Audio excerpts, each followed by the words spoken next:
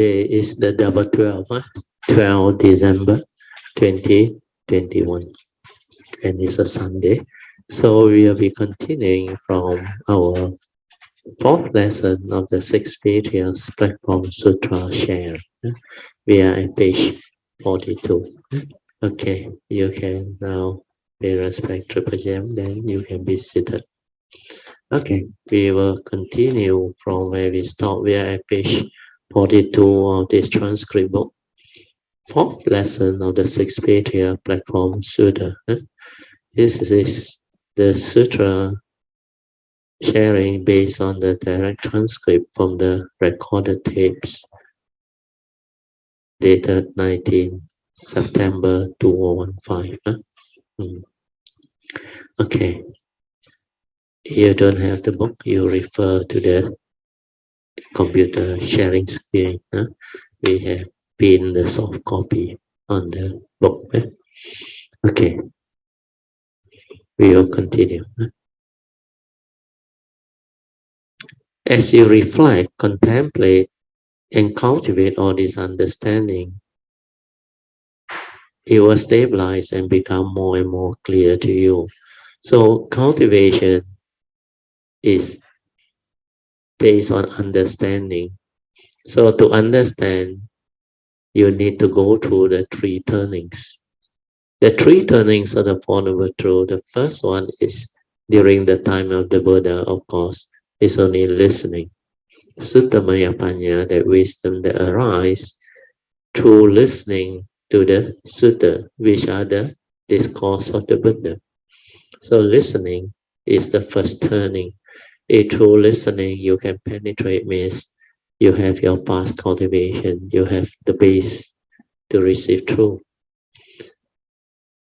Then apart from that, nowadays, because of advancement in our civilization, we are able to have language.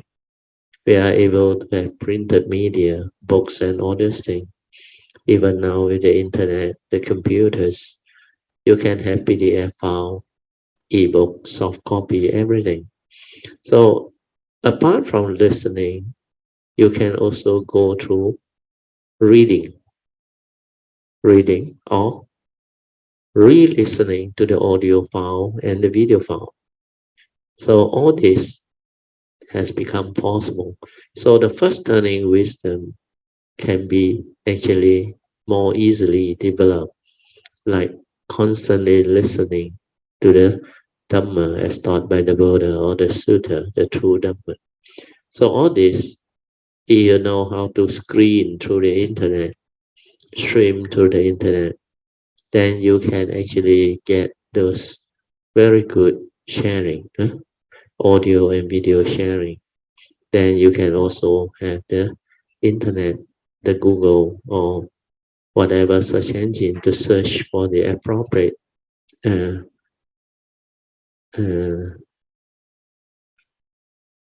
file that has the true teaching. Because nowadays there are a lot of things in the internet. Not all are authentic. Not all are appropriate in its translation.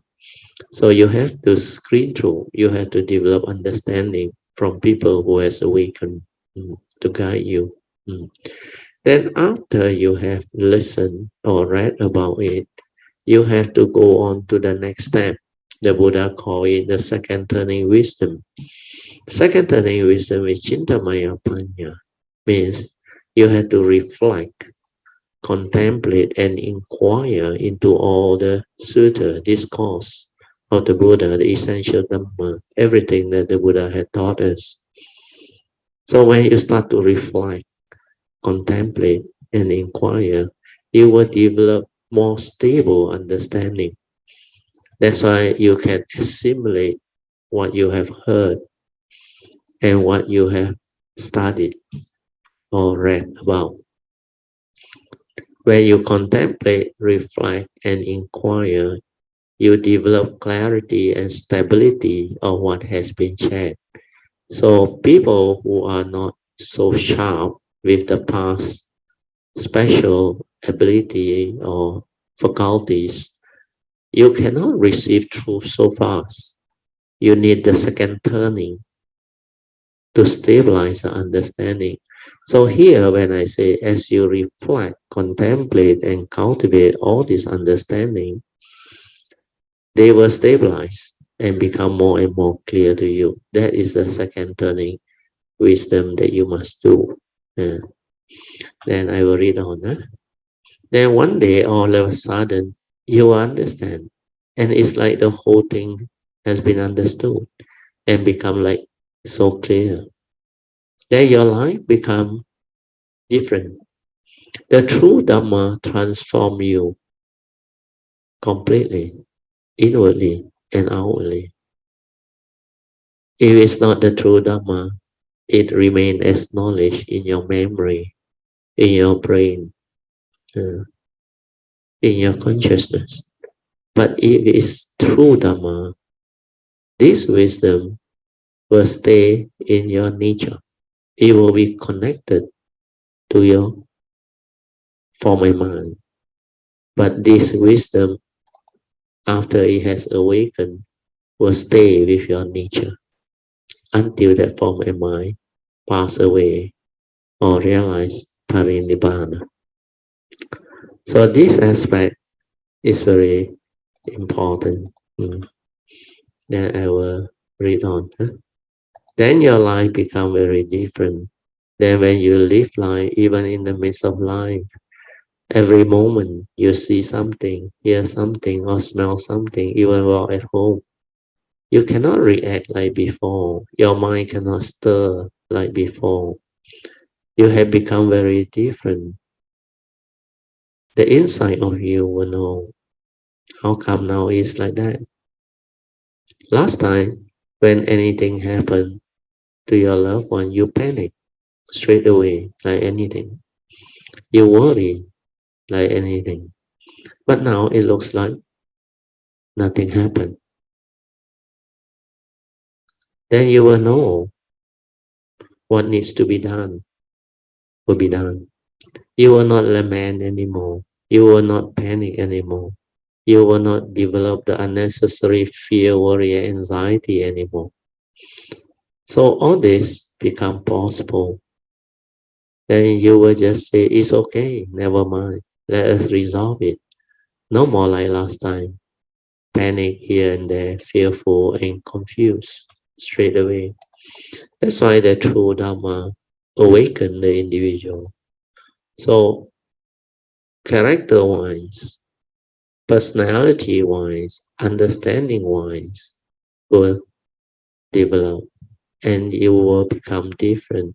That's why the transformation is real. It's from within through an understanding, through an awakening. That is what the living Dhamma is all about. It is not about knowledge. It is the realization, the insight, the penetrative awakening. Once it's there, it will always be there. It will not be forgotten because it's connected to the form and mind. It's within your nature. The nature that awakens to it will have the understanding. So you don't have to remember anything. Don't have to commit to memory because wisdom is a awakening. It's not a knowledge where you learn through the thought process, where you memorize it and commit as knowledge. That's why a lot of people fail to understand this.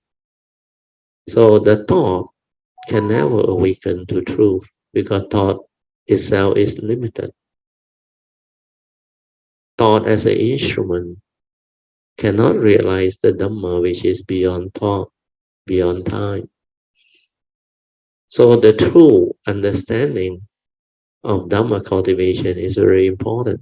That's why your instrument must be sati or mindfulness or awareness, which is silent, stillness, awareness, tranquility, clarity.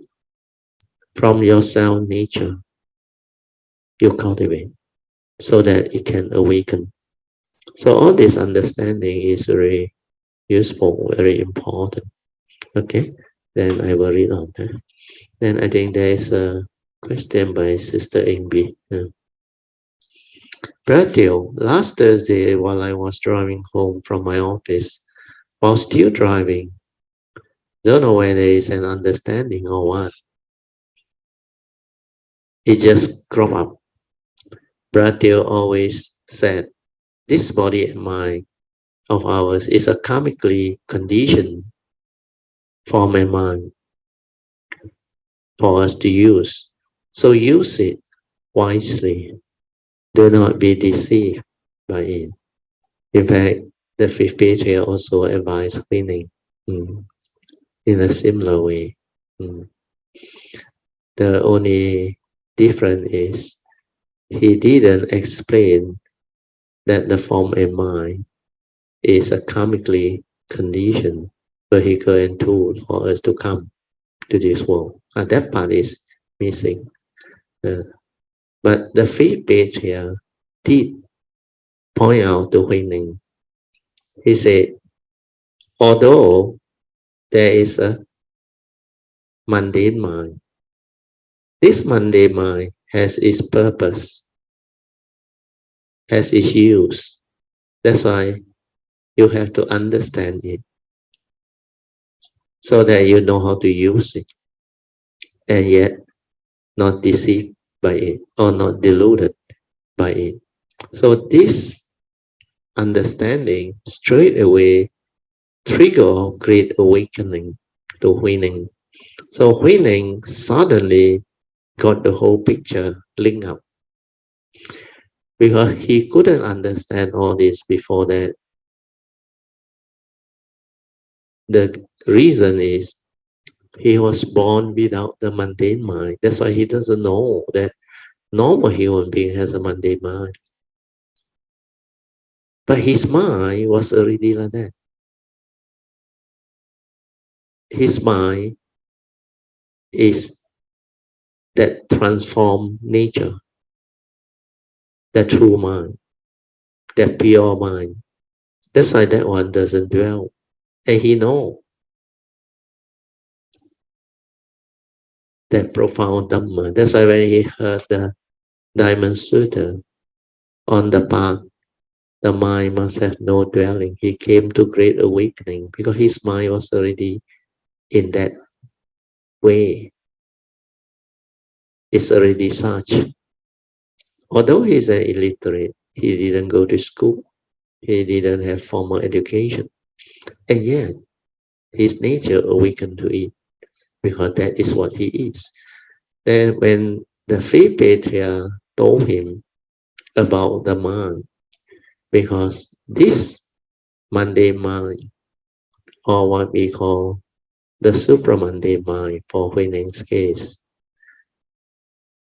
when we arise them in the world, we need to use them and yet not deceived by it. So that completes the whole of the understanding that Huineng need. That's why from there he was full of joy. He said, how amazing that this self nature of ours, true nature of ours, is already complete by itself. And how amazing that all Dhamma arise from this nature. That's why he starts to understand all the teaching.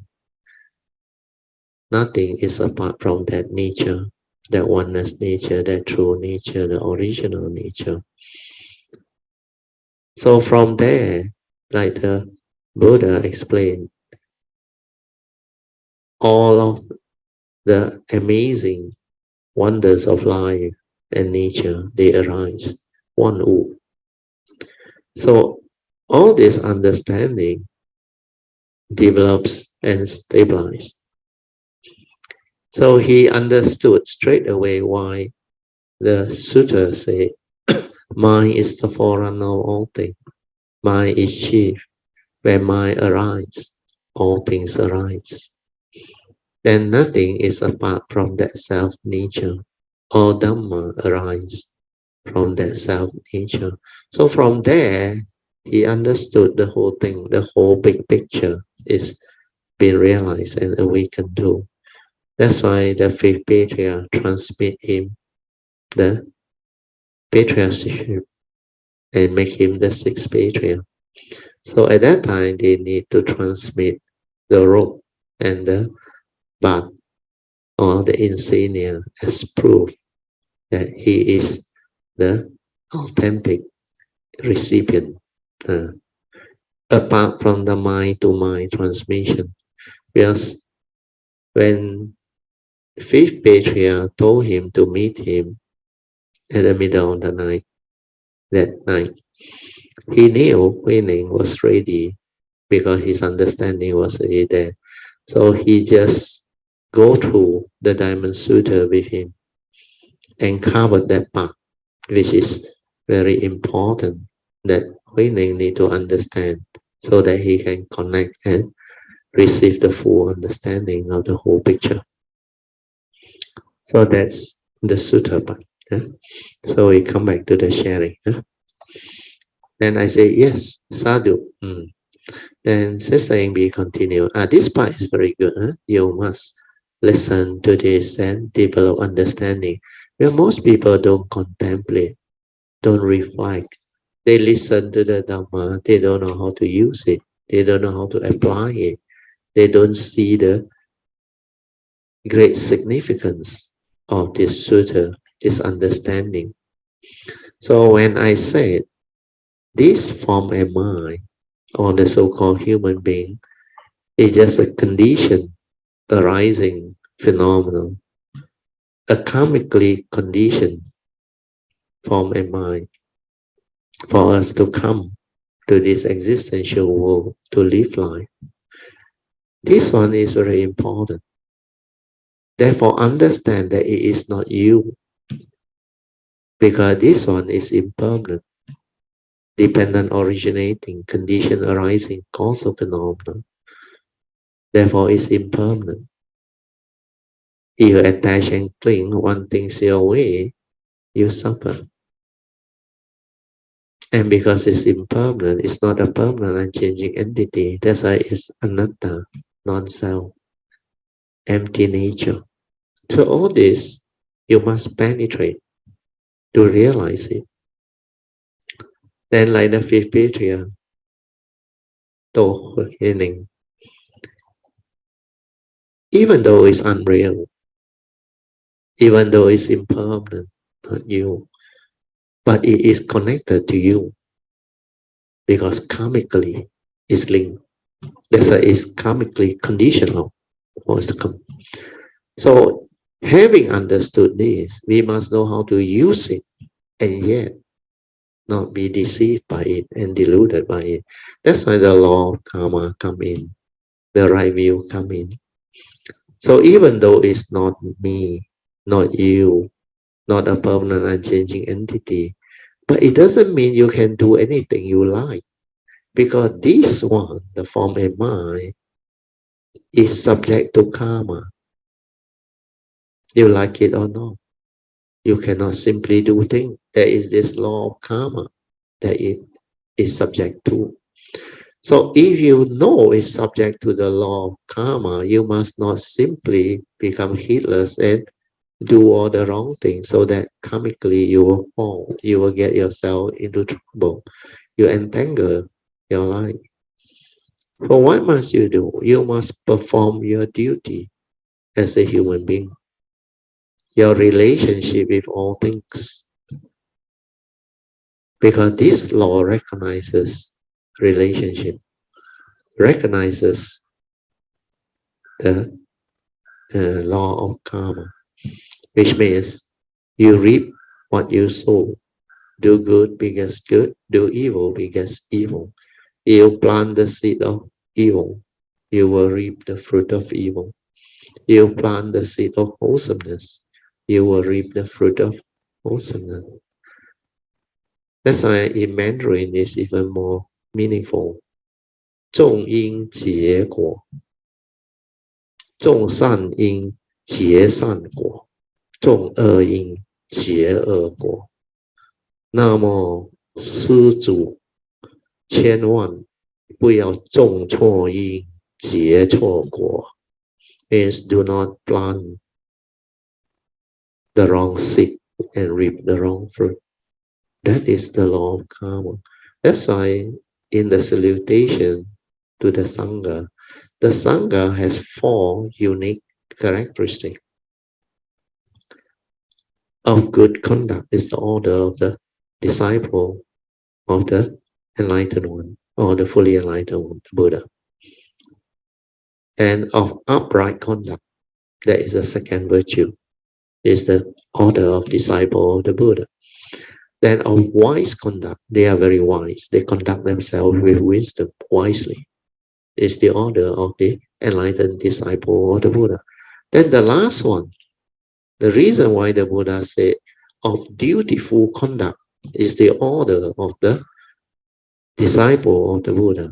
Means Samichi Patipanno Bhagavato Savaka Sangho. Why did he say of right duty? Of right duty, dutiful conduct is the order of the enlightened disciple of the Buddha. But they know this form of mind is subject to karma. They will do their duty in accordance. That's why this teaching is very different. It teaches you how to develop the wisdom and the understanding to live life. So because of that, Sister Ingbi at that time contemplated and he know how to develop the understanding of it and share this, which is very good, very beautiful. So I will read through. Hopefully you can develop the understanding. Sister Ingbi say, I was driving. So, okay. And let's say this car is my body, where I give the analogy of the car and the driver compared to our body and the mind as the driver. And this driver, which is driving, it is the mind controlling the car. So I won't be so foolish as to drive recklessly to cause harm or accident to anyone or to myself.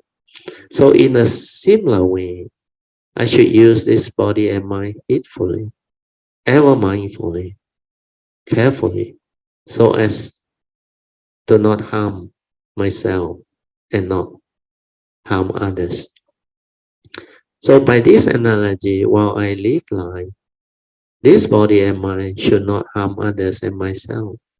I even share this with Sister Lily during Yun Chan's house dana at that time. She was also very happy and commented, yeah, definitely we won't use the car to know others.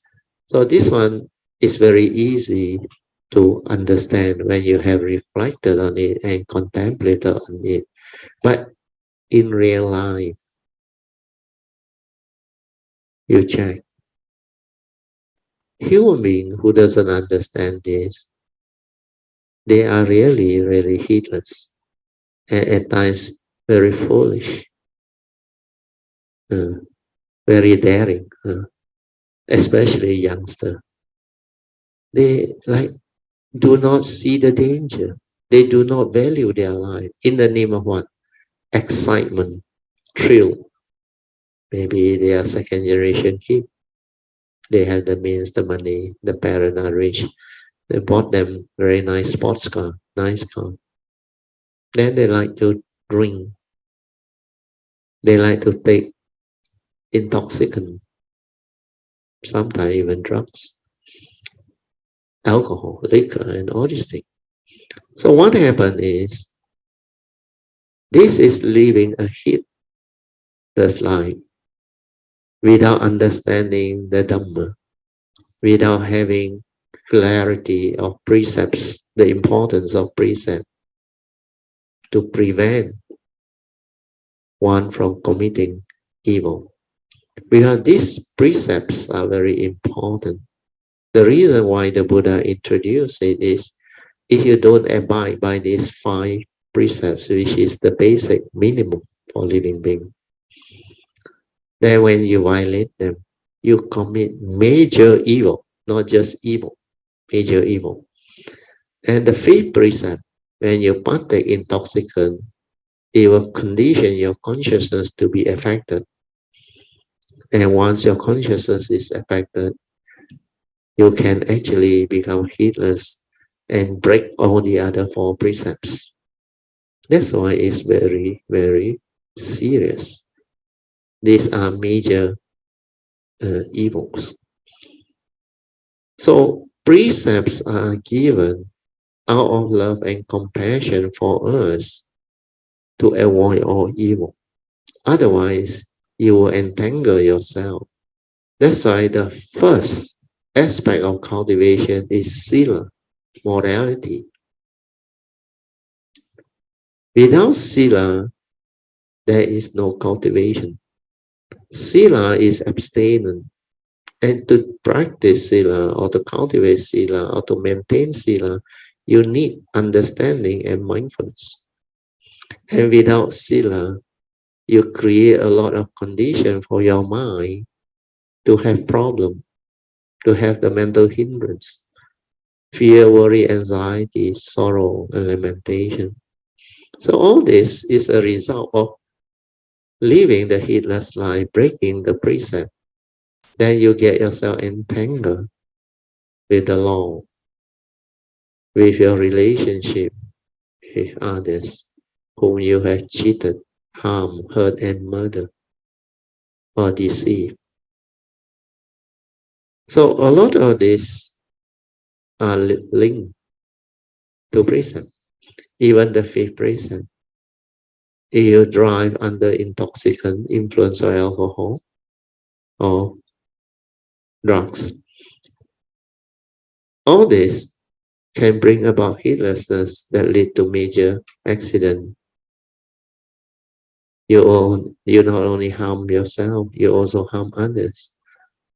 Then sometimes the accident can be so severe it causes death, multiple death. Then that time the law catches up with you. Your parents also suffer because of what you did. And you wasted your whole life and career just because of that thrill, that fun. That's why certain thing we need to develop understanding. If it's dangerous, leads to downfall, it's better for us to keep away from it. So these are the understanding that we need to develop. But if you don't listen to the Dhamma, you don't contemplate, don't reflect, you don't value all this. That's why when we were young, we actually, most of us are quite heedless and quite foolish. We actually did a lot of things that we are not aware of. Like when I was young, I think very young, I think before the age of 10.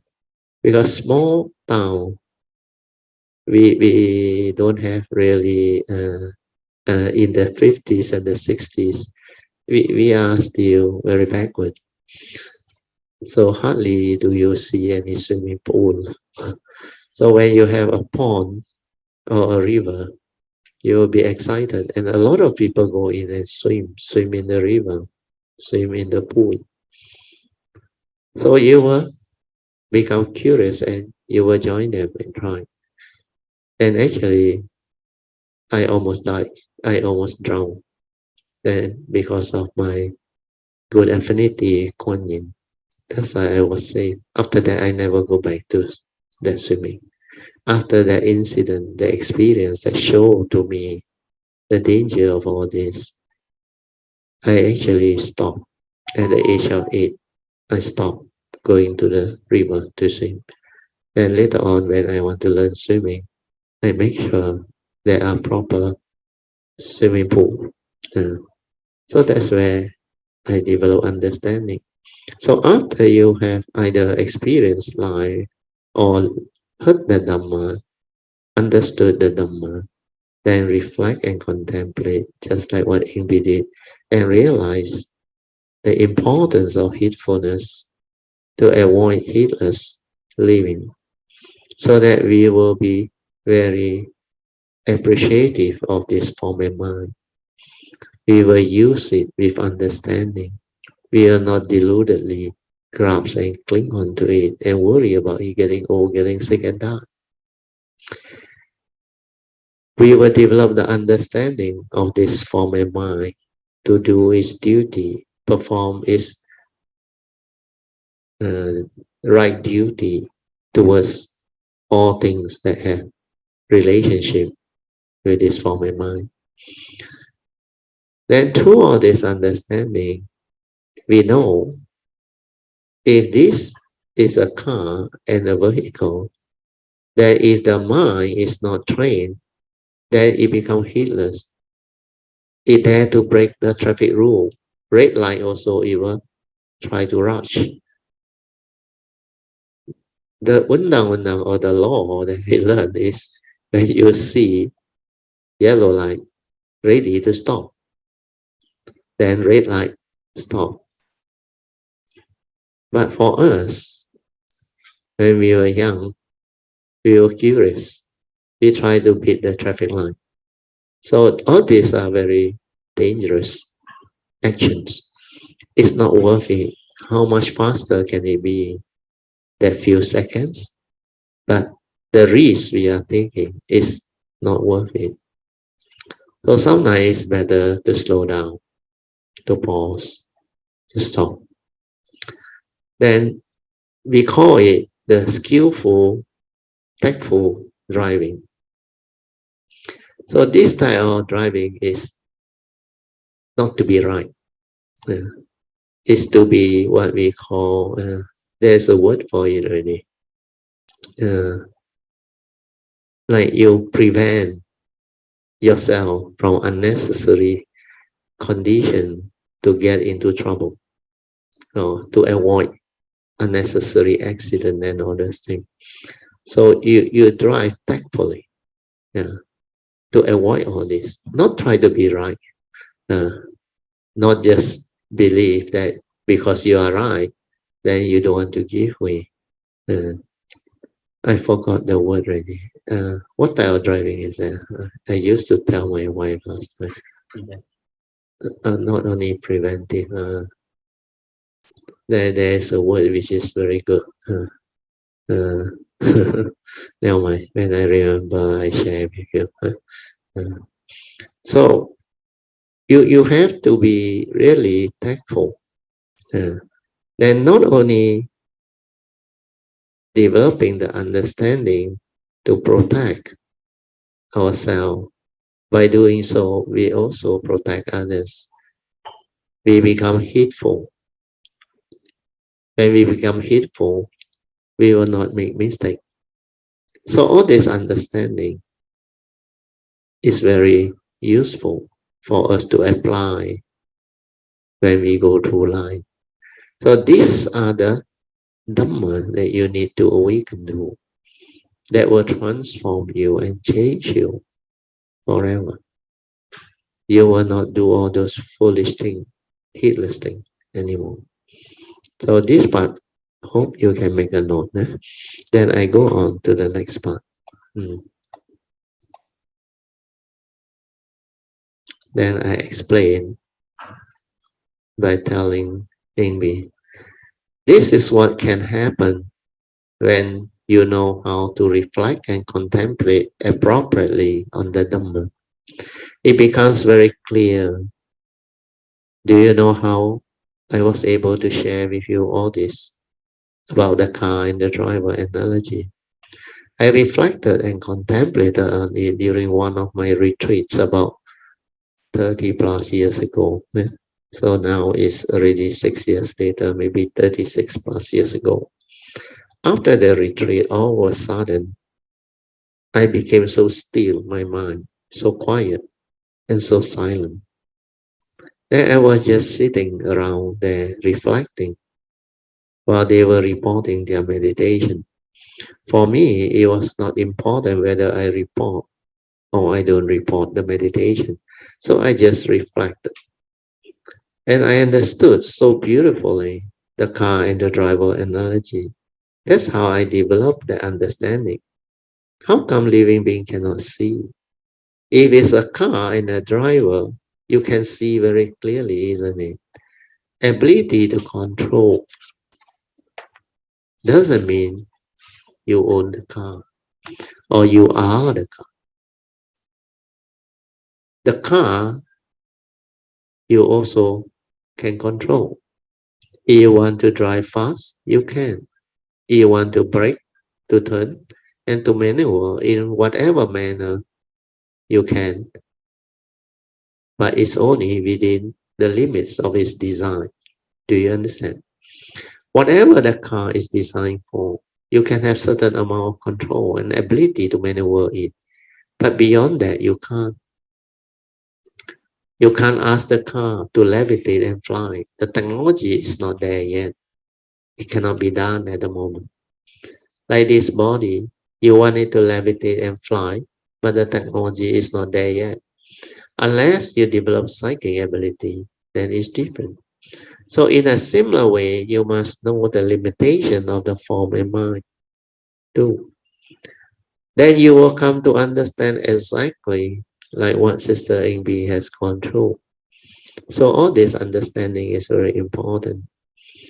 If the driver is the mind that drives or instructs the body to move, and if I deludedly worry about this car every time it gets damaged due to accident or whatever, then I will have fear and worry that I might die thinking that the car is me.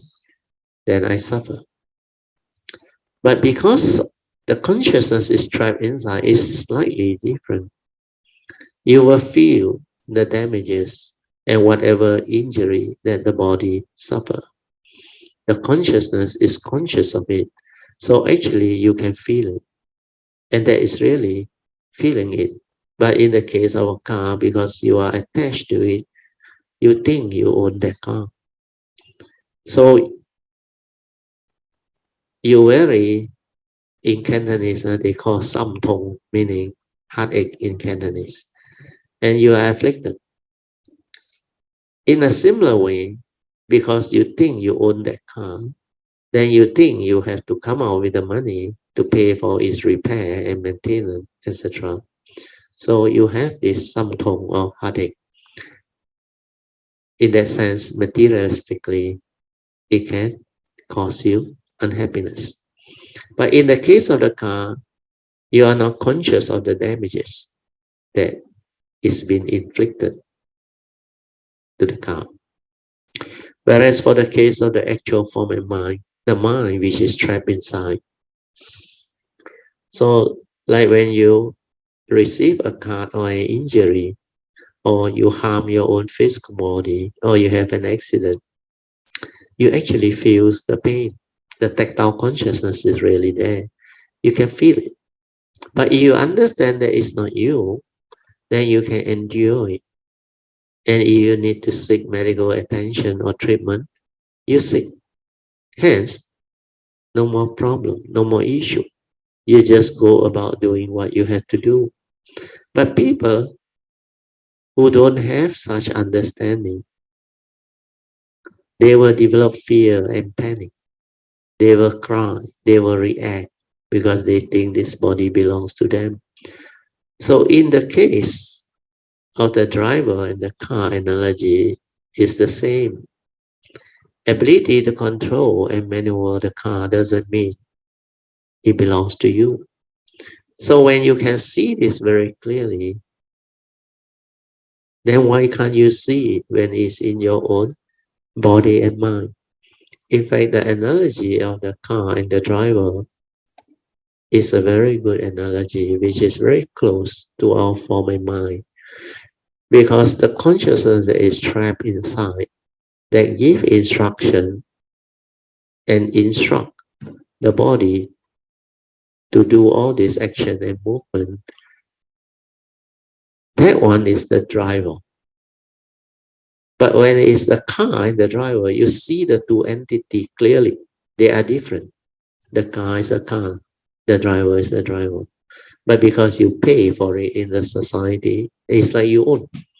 But when the car is damaged, if you are not hurt or harmed, then you don't feel any pain except the mental pain, which is not related to the physical pain.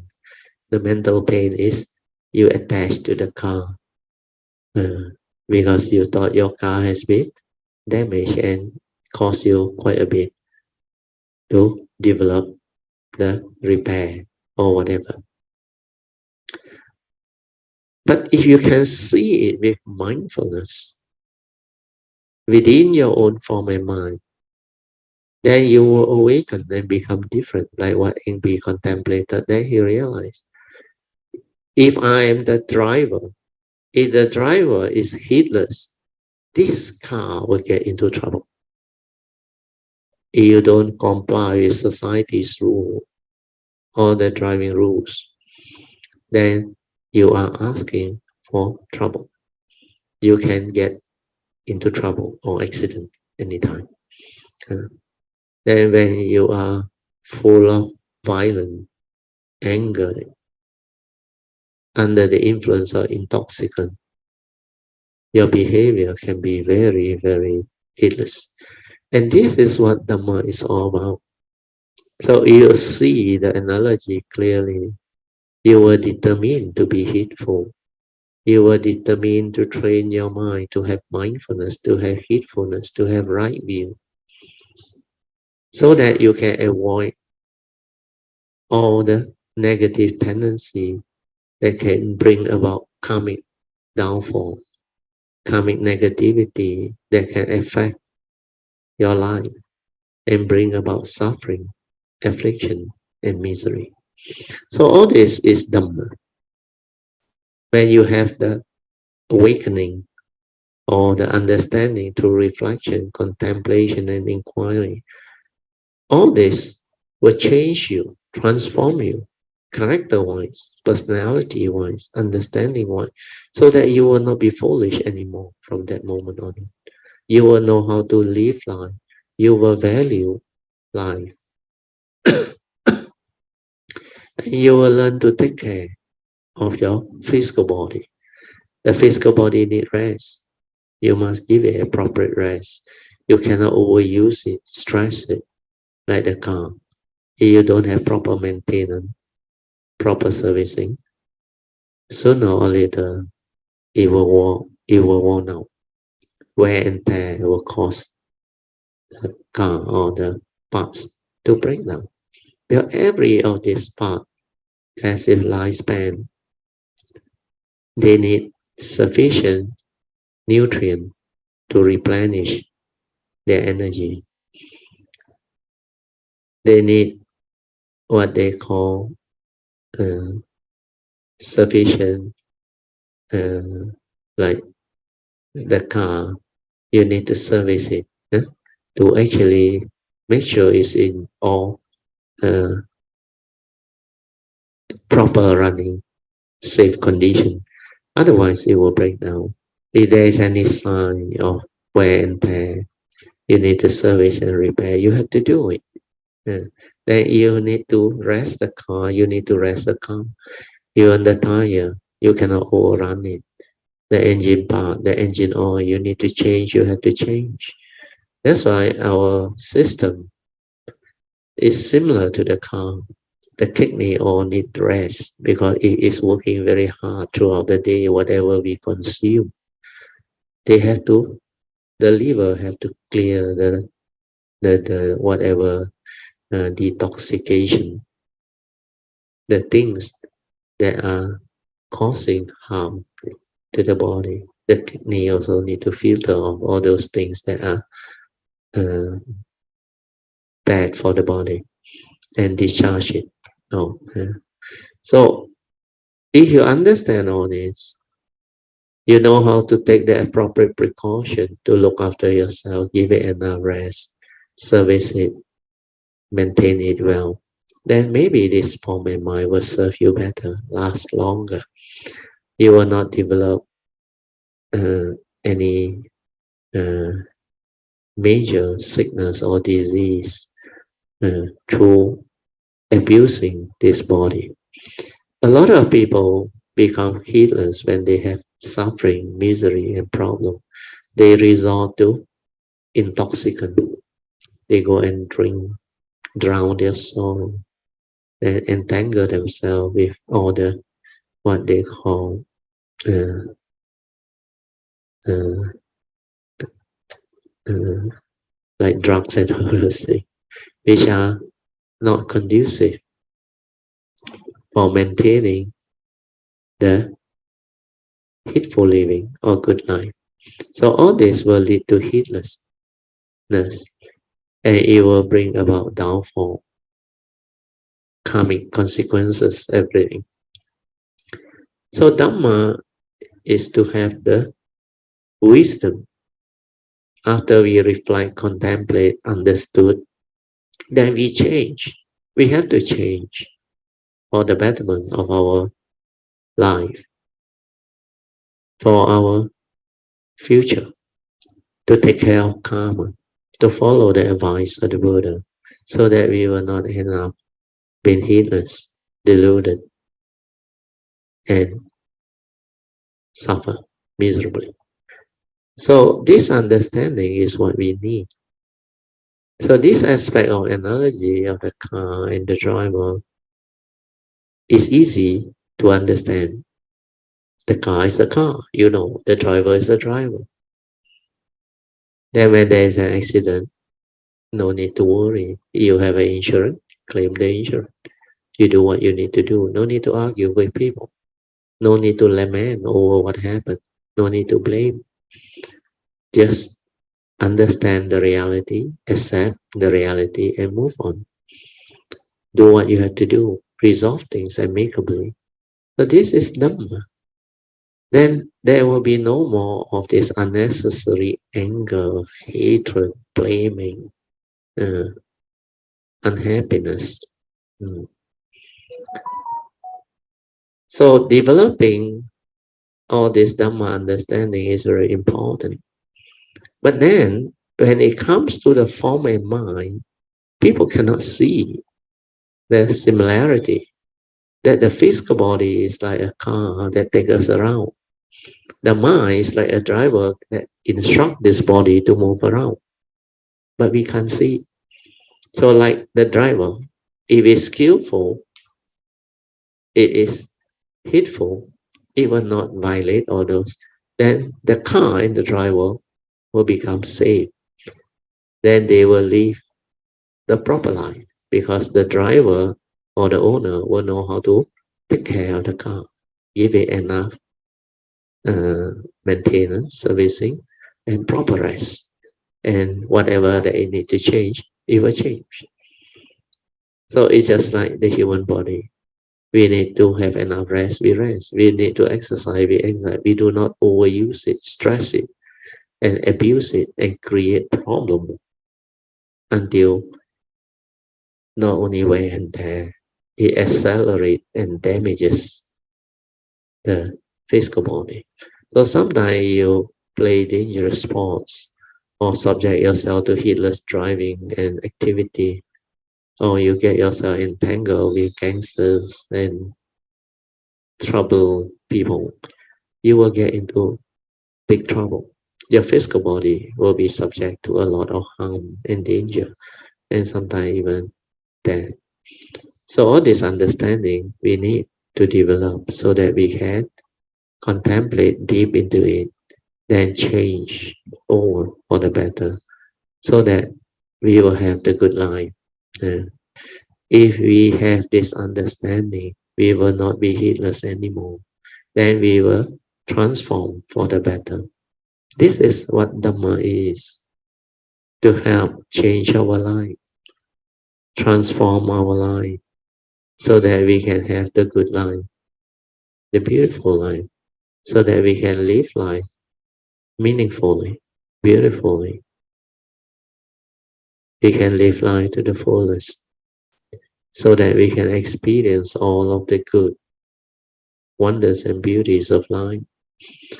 So this is Dhamma helping us to develop such understanding.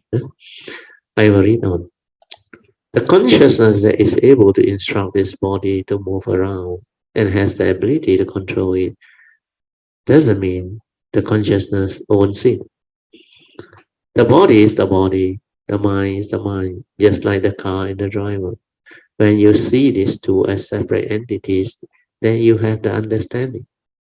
If you don't take care of the car, if the driver is reckless, like what Ingrid said, red light also you go, then it will get itself into trouble. It will receive summon, etc. Or accident. Then who suffer? Of course, the car does not suffer. The driver suffers because he has to pay the summon. And if he is not careful and there is an accident, the car also suffer. Then not only the driver. So both also suffer. Then when you do that, you can also cause damages and suffering to others. So when you are so when you understand this, you will be determined to train this mind to be heedful, so as not to become heedless or recklessly drive and use this car. Just like how you train your body and mind, you will take care of it, but you will not attach, you will not cling, and you will not abuse this body. Just like how I reflected based on what my teacher taught me. He said, if this body can talk and speak to you, you will be very shy, because the body will tell you this, "Oh Master, harm me not, for I am only tissue and cells. Have me work for you while I am still capable, young and energetic. Before this body of mine is too weak, too old, too fragile, and too sick to serve you for the benefits of all and others." When you listen to the body telling you this, you will develop the shame. The body also has love and compassion to remind you that this is for you to use. He is willing to serve you, but instead, every time you are unhappy and miserable, you go and drink and you go and make yourself miserable. Then you abuse the body. You go and torment yourself, developing habitual tendency that actually harms and hurt yourself. And you think and think and think the wrong thought until you become so miserable. Then you drink and make yourself drunk. Then the next day when you wake up, you will get this hangover or morning sickness, etc. So why do you do that to your own body? Instead of making full use of it through wisdom to serve you for the benefit of all. The car is also the same. It can help you provide service to take you around and to take others around. If you are careful, heedful, and mindful, and you don't violate the traffic rules, then it's just like you keep your precepts. You don't bring about karmic negativity or downfall. You don't hurt or harm others. Then it brings about great benefit to everybody. That's what mindfulness and heedfulness are all about. The Buddha has an analogy under the Sutra.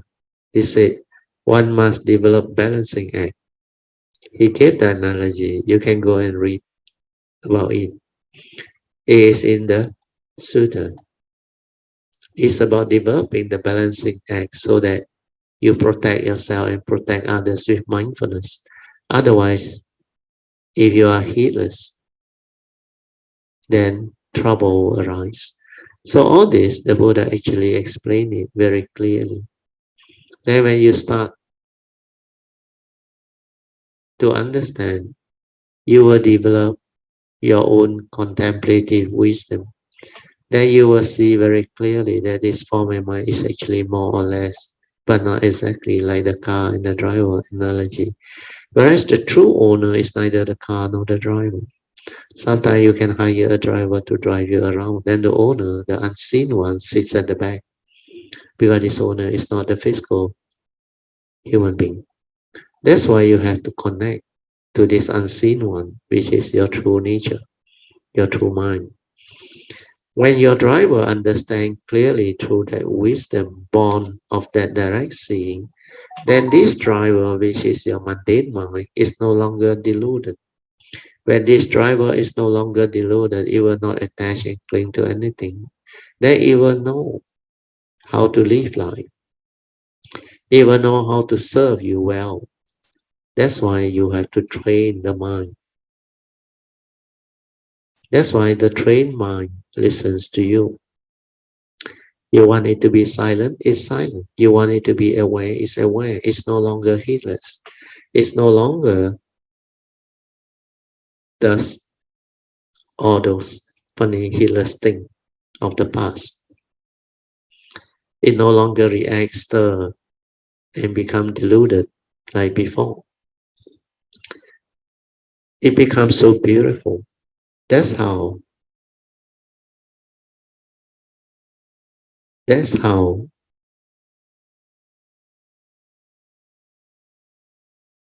oh, here I think there's some misphrasing. That's how the word tu is not there. You use the form in mind. That word tu, you can delete it. That's how you use the form in mind. The form in mind will become beautiful and it can serve you well. Then life take a turn and become meaningful.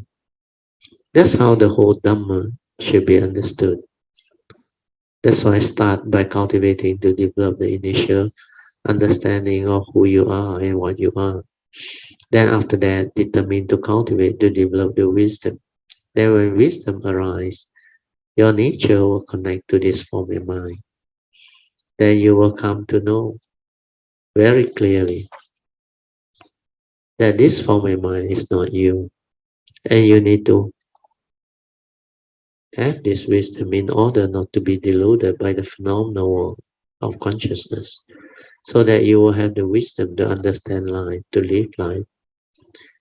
Then you can realize the third phase of Dhamma, which is Pativeda, thereby enabling you to live the life of enlightened being.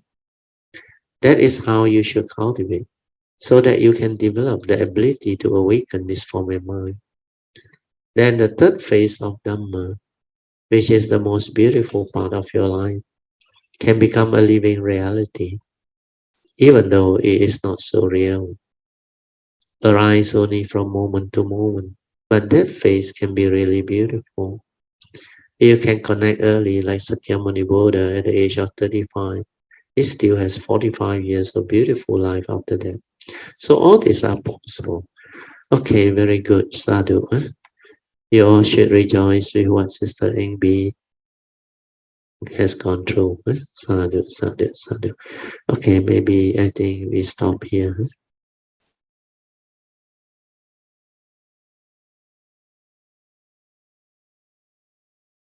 Let's see how much more to go. Oh, okay. Another 1.5 page. Maybe I finish this so that we end at page 50, where there's another question by Sister Chui. Okay. And all this can happen because it has happened to me earlier on. All of a sudden, the understanding just arises. I reflected on the Dhamma that arises. Then later on, I developed my own understanding and was able to come out with my own version of understanding of the truth. Then I can share it differently. It's just like this particular segment of my nature's life, meaning this so-called gratitude or this segmented life for my mind that my nature takes to come, has developed a lot of understanding on its own. That's how I can use it to teach and share with you all. Later on, after you had understood my sharing, you can also use it to share and teach others in your own way, just like Huining and me.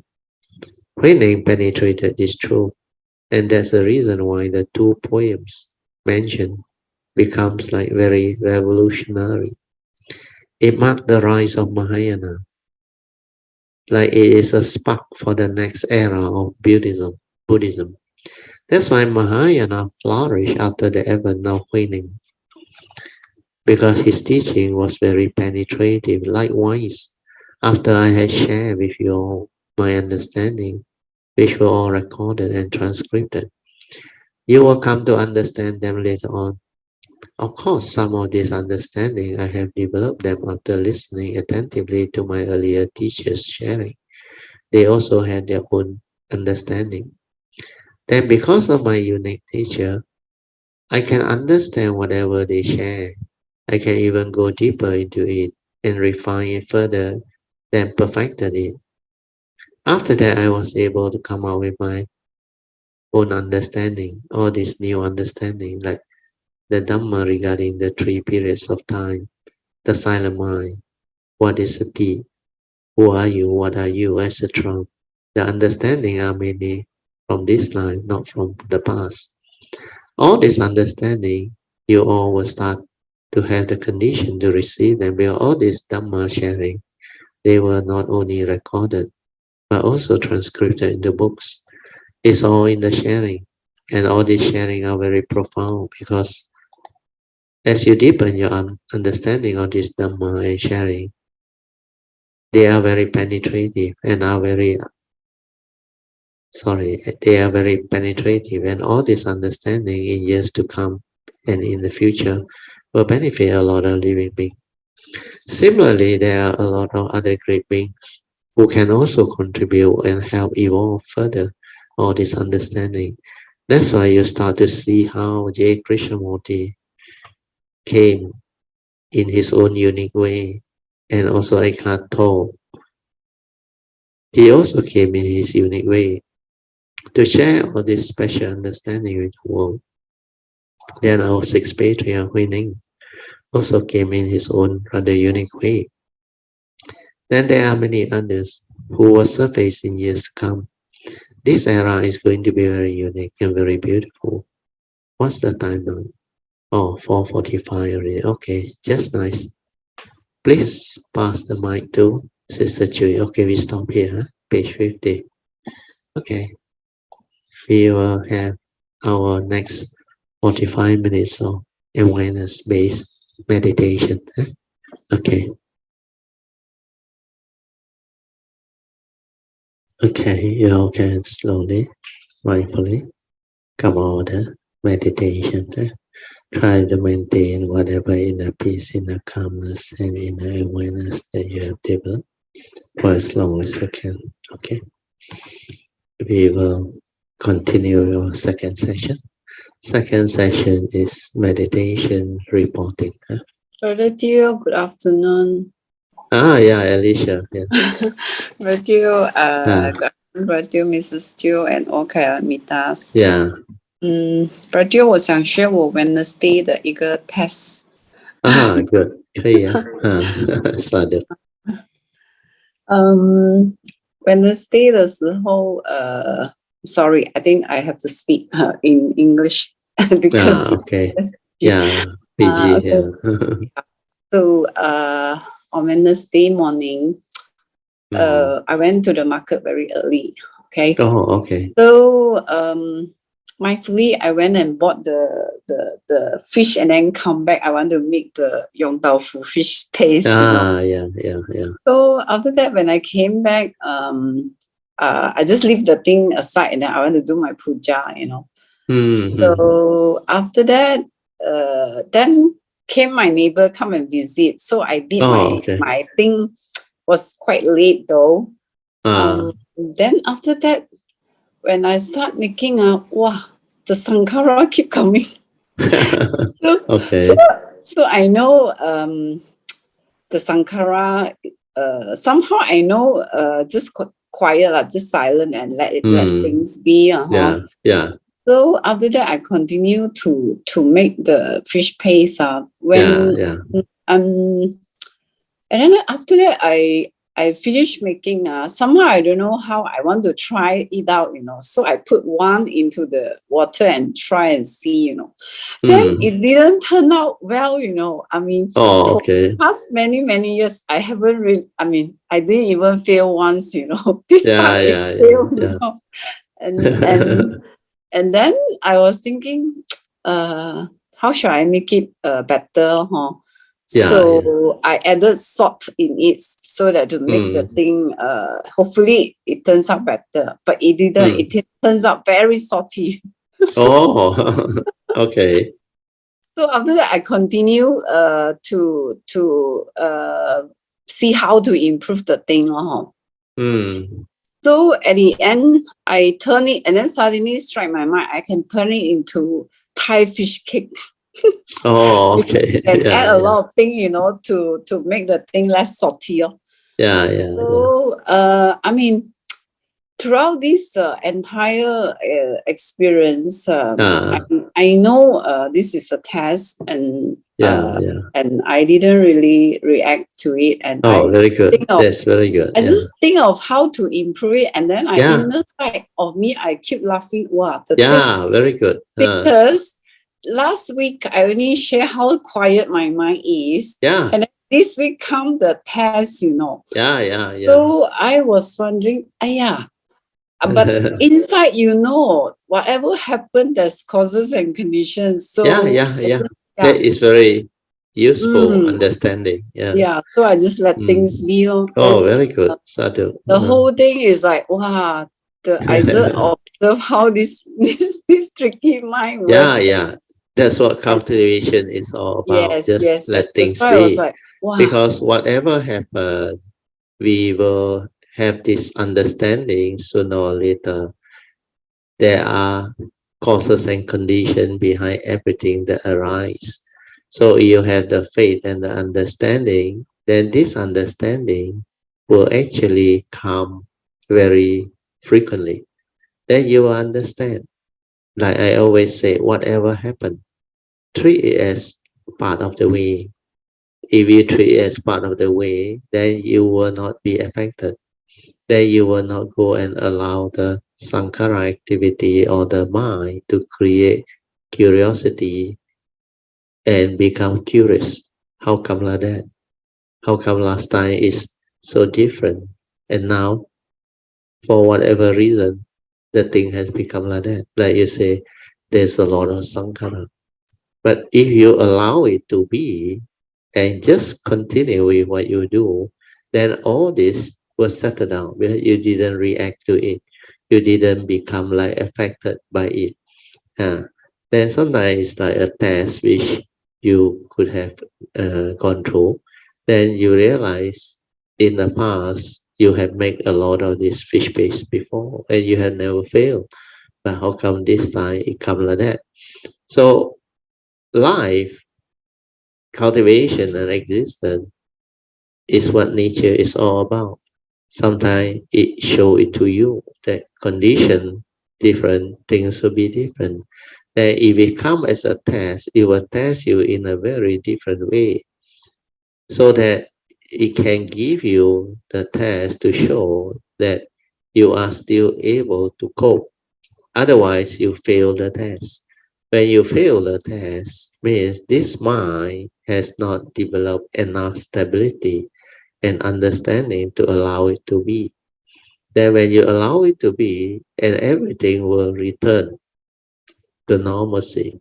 Then when you understand that there is a lot more joy, then the stability of understanding will allow you to continue your faith to cultivate diligently, sincerely. Then you just have to understand when your neighbor come over. So these are new conditions that has been introduced. You're supposed to do your puja, you didn't finish your puja, then in between this one come. That's why all this will affect you. But it's okay. Because when you understand that causes and condition is such, thing will be such. So accept that reality. Then continue to develop the understanding and the faith to cultivate diligently.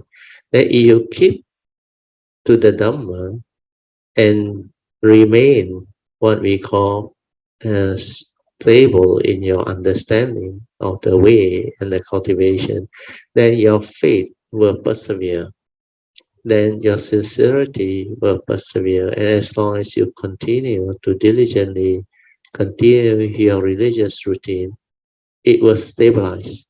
Then you will come to understand that all these are just the way things are meant to be, will be, because we live in a conditioned world. Conditioned world has its condition. So we need to reach the stability of understanding to accept the reality of whatever happened within the moment. So that is very good. So after that, what happened?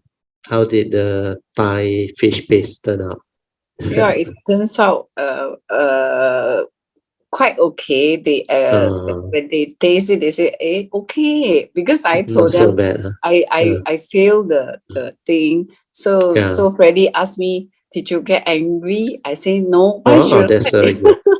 Yeah, that's very good. Yeah. Yeah, because I know. Means the negativity of my state didn't affect and stir your mind anymore like before.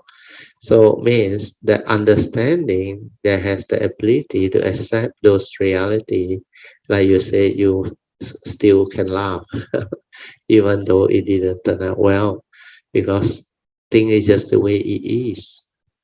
Condition like that, things really has to be like that. So when you are at peace and you can laugh about it and continue, then things will turn towards the reality of what is, and it will come out beautiful. That's why as cultivator, we will have the understanding. Then your cultivation understanding will stabilize and become different again. Then in future, whatever happen, you will know how to attend to it, accept the reality, and move. Uh, then during the cultivation, you just have to let things be silent, everything, and let the sankhara settle down again, and it will settle down. Uh, Otherwise, go back to your religious routine and stabilize it. And after that, you come out and go about doing your daily activity again, the daily mindfulness, the daily routine. And all this is what the cultivator will be able to develop understanding. Very good. Then after that, what happened?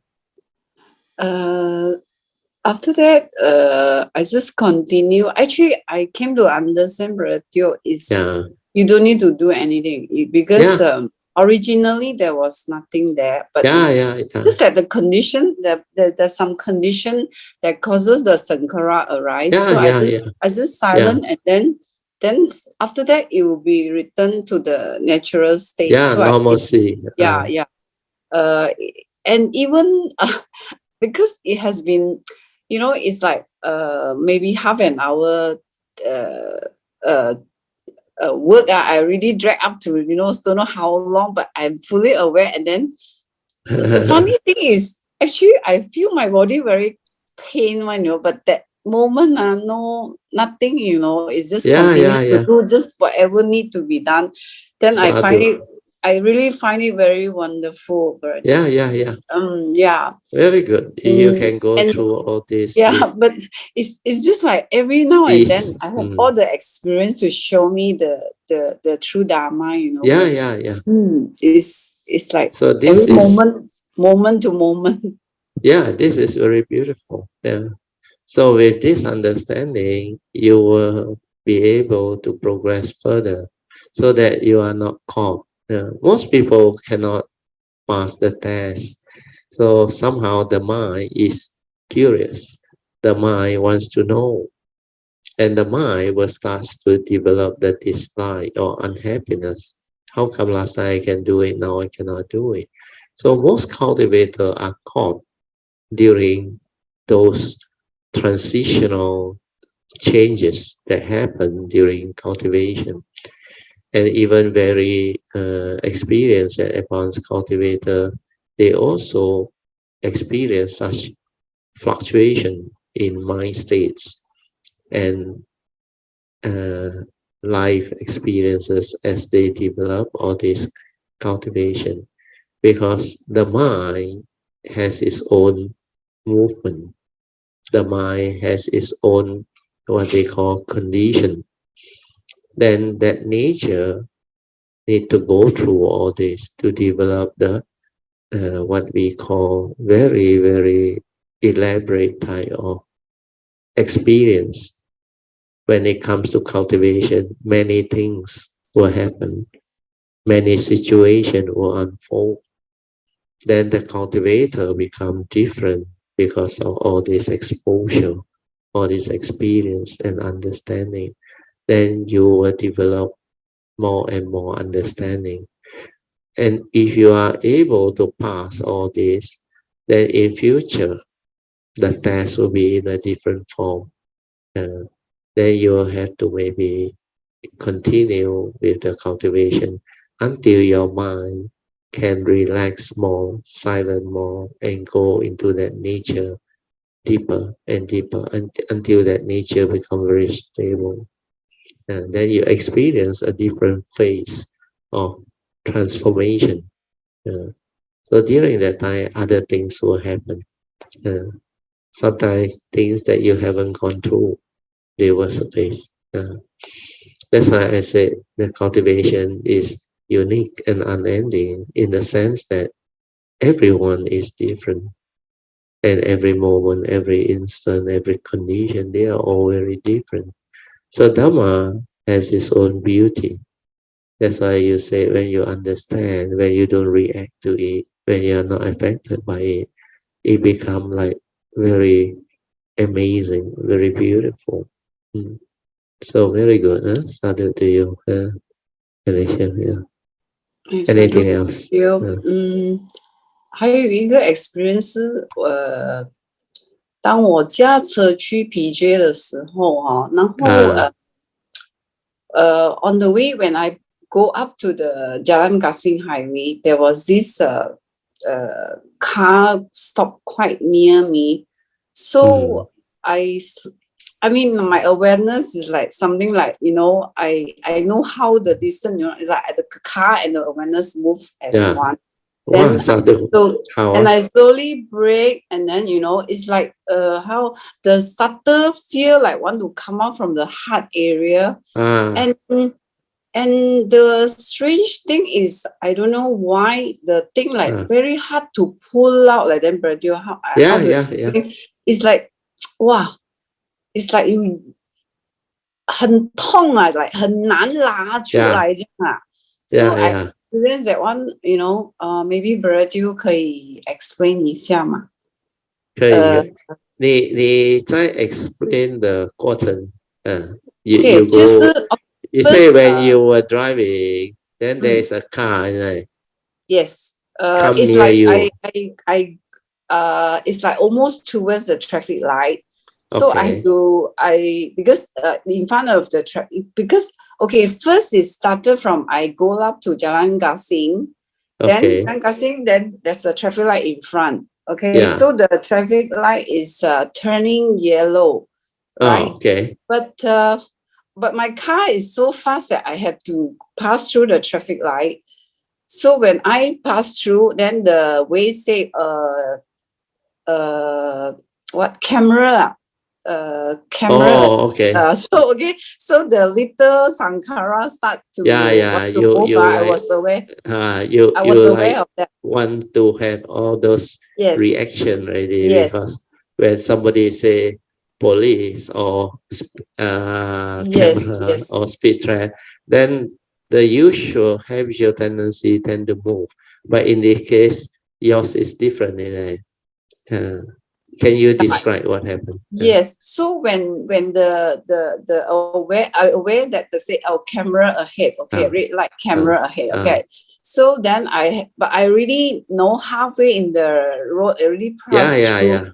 Then I go further in front. There's another traffic light, right? So because the traffic is quite heavy, so when I just go in front, this car suddenly like just brake. And then but I know how. Somehow I know the distance is I can go through and I can brake time to brake. So when I brake, suddenly I feel the heart area like I call it like want to pull out a cow like that. So hard to pull out. Pull out what? Pull out what? like 我的意思是很难拉出来啊，那个拉什么？你说拉什么出来？好像要拉一头牛这样很难拉出来这样那个感觉就我的感觉是它要升起那个什么一个感觉这样很难拉呀啦，出来，拉不出啦，啊，拉不很好啊，出来这样子。是啊，对 So then 啊 after that 它就沉，but 下去，它 yeah, 就 but 这样了，就哎呦 啊 ，I was like so amazed. 哎呦，how come this，yeah, yeah, but happen? 你 mentioned early on, like the awareness and the car is one Yes, yes, yes. 啊 嗯， ，so 那个是 before you cross the light or after you cross the light after I crossed the light, means before approaching the other side, before yes. the nature tell you there is a camera and all those things. No, the camera one is I already aware that before that. Oh, before Before that, that, then but after okay, that when I go up, then as I how to say，就是我一爬上去，一过了那个 traffic light 之后是吗？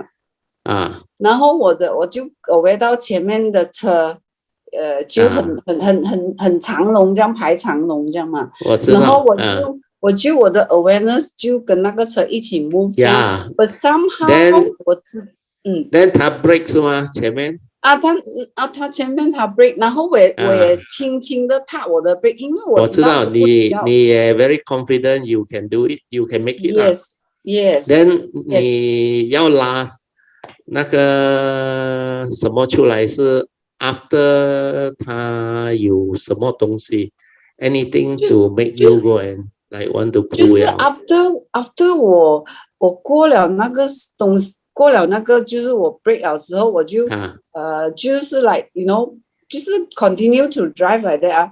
But when that moment I can feel my heart area just like wow you want to arise something but it's so difficult but I can't tell what is that but I can feel the sensation of the pain from my heart area, something like that, but I 哦OK OK I maybe 你下次如果还有机会经过这个过程啊or this type of condition, you try to develop the awareness to relax into it and see how, because you mentioned you try to pull out but it's like very difficult and there is pain, isn't it?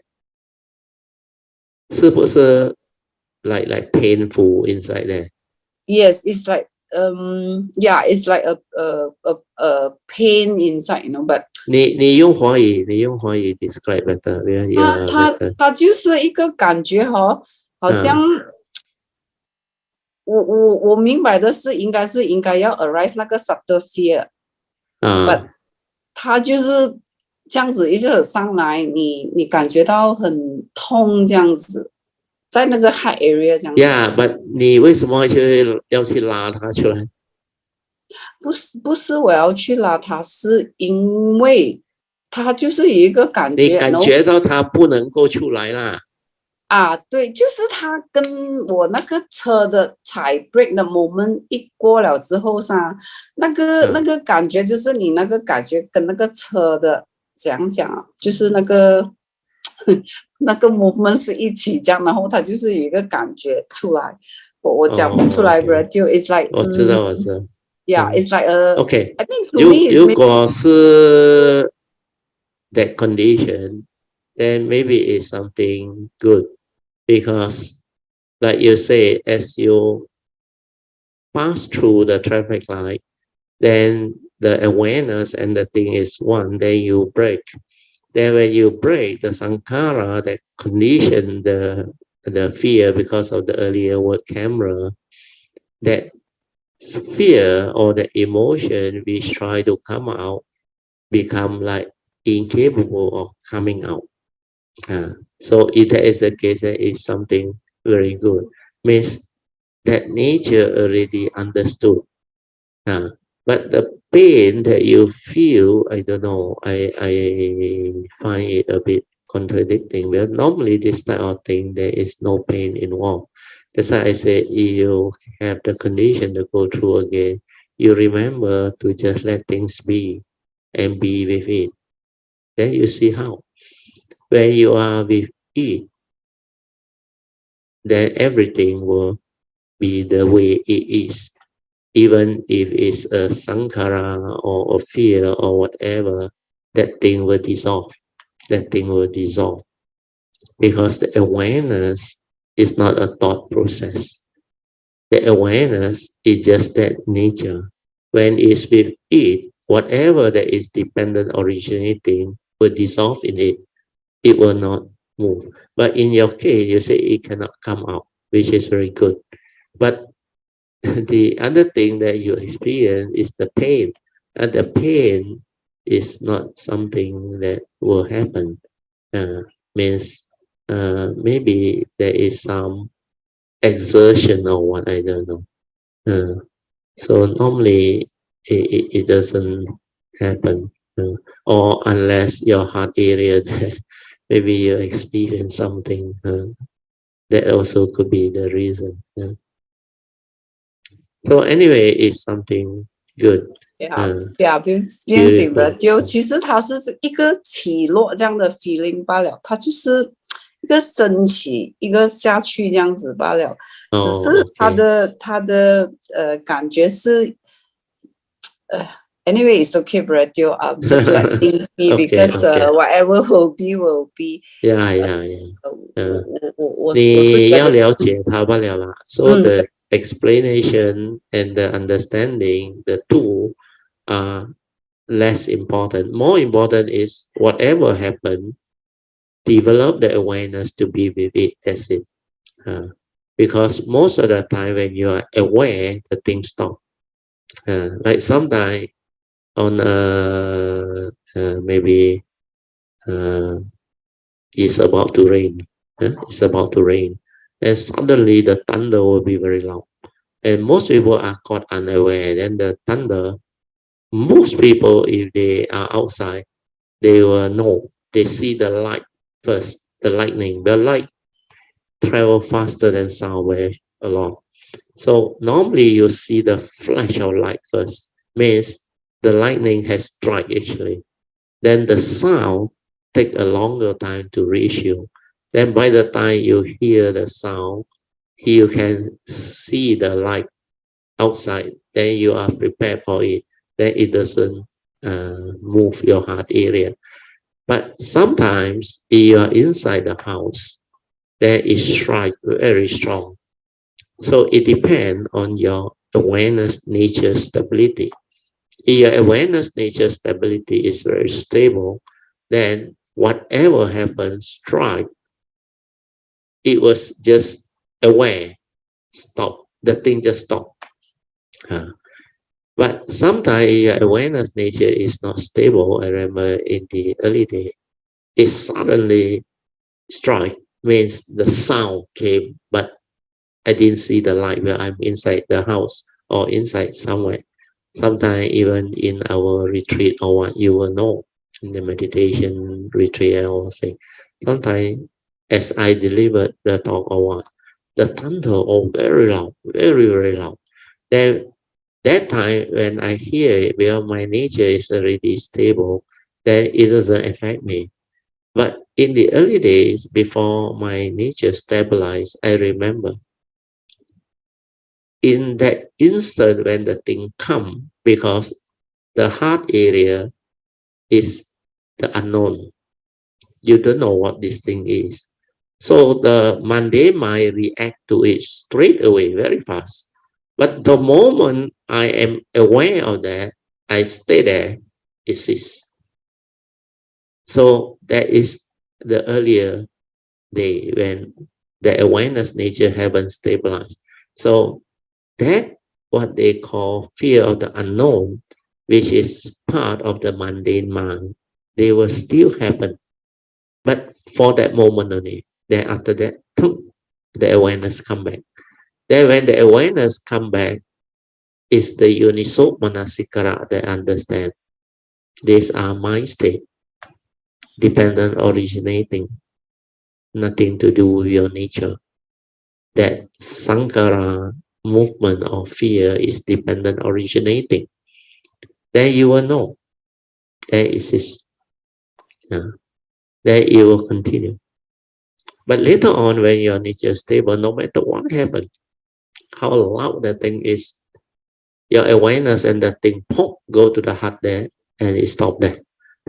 Then I can continue to share whatever. Then sometimes I will just smile. Then I will continue with my sharing or whatever. Then sometimes I may know that it's coming. The nature will know. Then it preempt. Then it will happen. So a lot of these things you will go through, you will experience, then you will understand. So in your this particular case, like I explained just now, you just remember to relax and be aware. Stay with the awareness. Then things will just be the way it is. It will just cease. That's why later on you will come to know how the whatever mental hindrance will no longer arise anymore, or all those mind states. Where initially is you come to know how the unarisen mental hindrance comes to be. Then you continue to silence and it ceases. Then you come to know how the arisen mental hindrance ceases to be.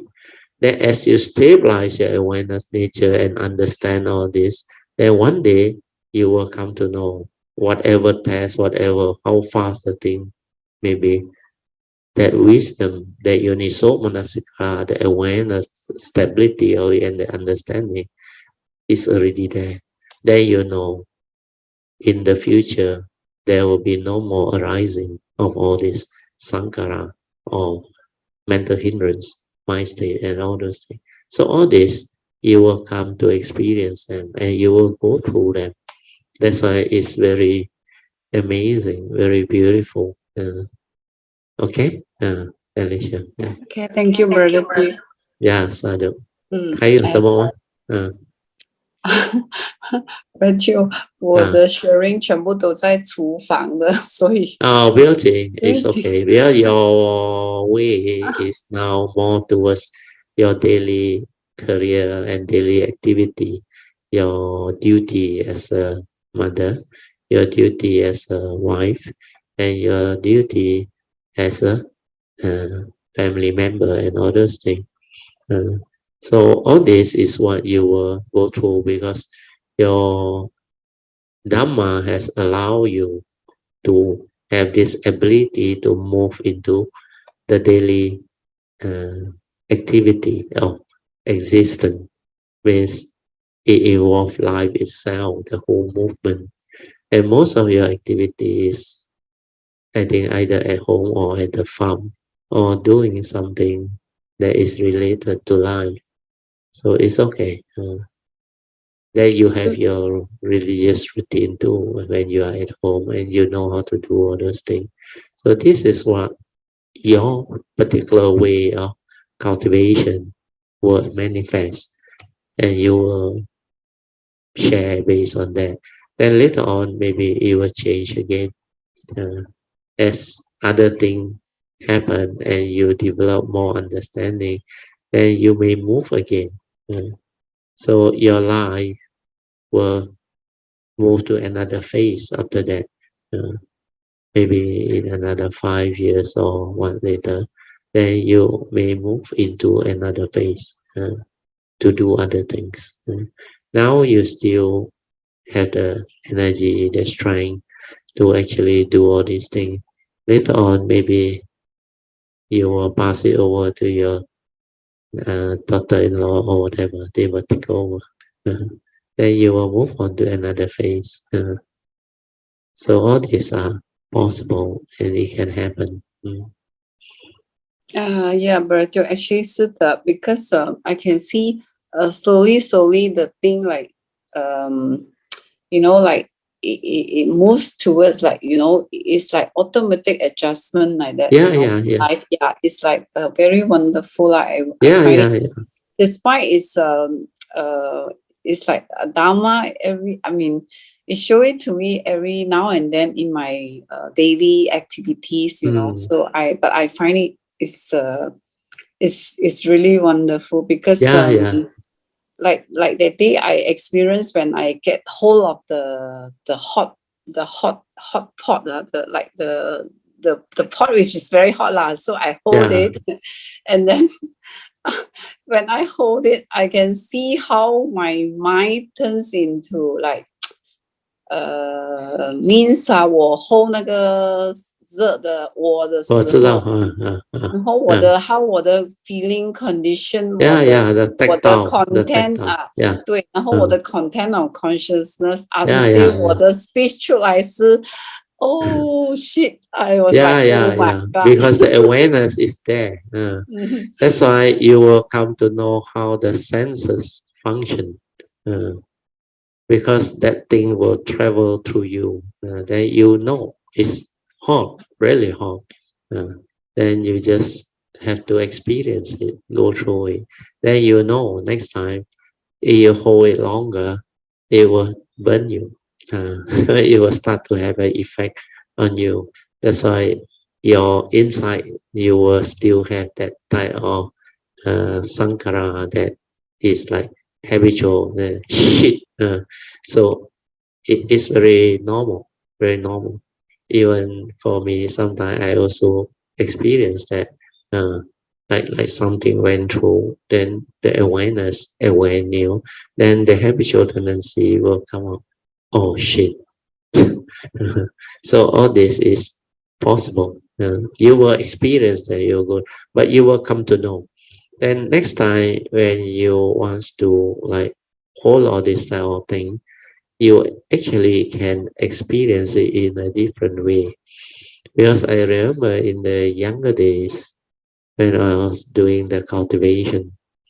So I remember there were a few occasions when I was on this retreat and spiritual trip. So there is one place I remember, I think is what they call, it's like high up on top of a higher ground where they built, what do they call it now? They built like a platform and all those things. Then there's a Buddha image and all those things at the building in front. But the flat platform, you have to walk across. So that one is normally tiles or concrete or what they call, in the afternoon, it can be very hot, very hot. So if you were to walk on it normal, you will know it's going to burn you and it's going to be very, very severe. But because I have that awareness and the mindfulness, then I know how to move. I know how to move fast. So because of that, I try it, but don't go and do it very often, because when it's time for you to try, then it's okay, you try. Because I was able to like mindfully, continuous mindfulness, I just walk away. Then I know I don't have to hurry actually. I can just move. Then if I need to move faster, I will move faster. Because that mindfulness actually protected me. So as long as I'm aware for that duration, that it will not like harm me or hurt me. It will cause some sensation, and I know it's relative. But you put there longer, it is going to like burn you up. So I know.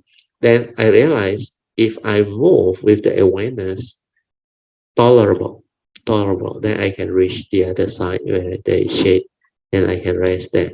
I remember I tested it a few times, but on different occasions.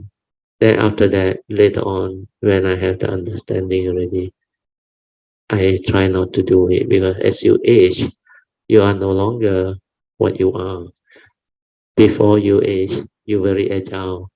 But as you age, especially above 60, be careful. Right? My father also cautioned me last time. Your leg, you will have weakness in your leg. Means the muscle of your leg is no longer like before. So sometimes if you are not careful, if you come down from the bus, yeah, if you move too fast, when you hit the last step and go down from the bus, you may just like uh, your leg loses strength and stability and you will fall. But because I know how to fall, so 2 or 3 times I actually didn't get hurt or nothing much. Uh, then after that I become very careful. I no longer wants to become a hero anymore. Well, when I was young, all these are no problem when I can do it. Uh, and I do it with joy.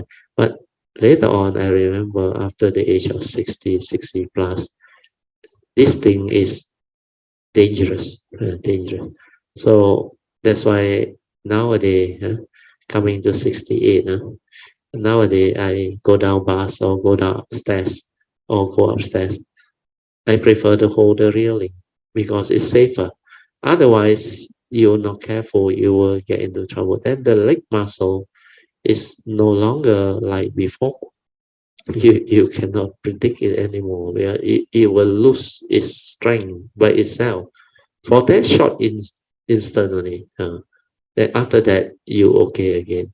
That is part of aging. Mm. Then as you go through life, as you experience old age, you will experience a lot more things. Then like now my teeth, I lucky still all my teeth are real teeth. I don't have to change any.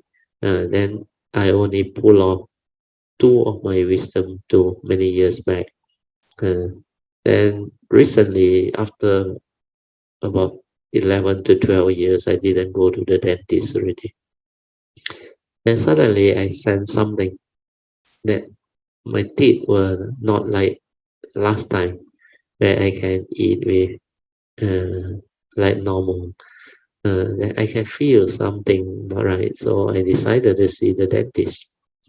So I went to my dentist. That one was my uni mate. We stay in the same college, Dr. Yong. So he checked and he told me, yeah, he said you got 3 teeth that need filling, got cavity and all those things. So he said, uh, you have to come back again, he said.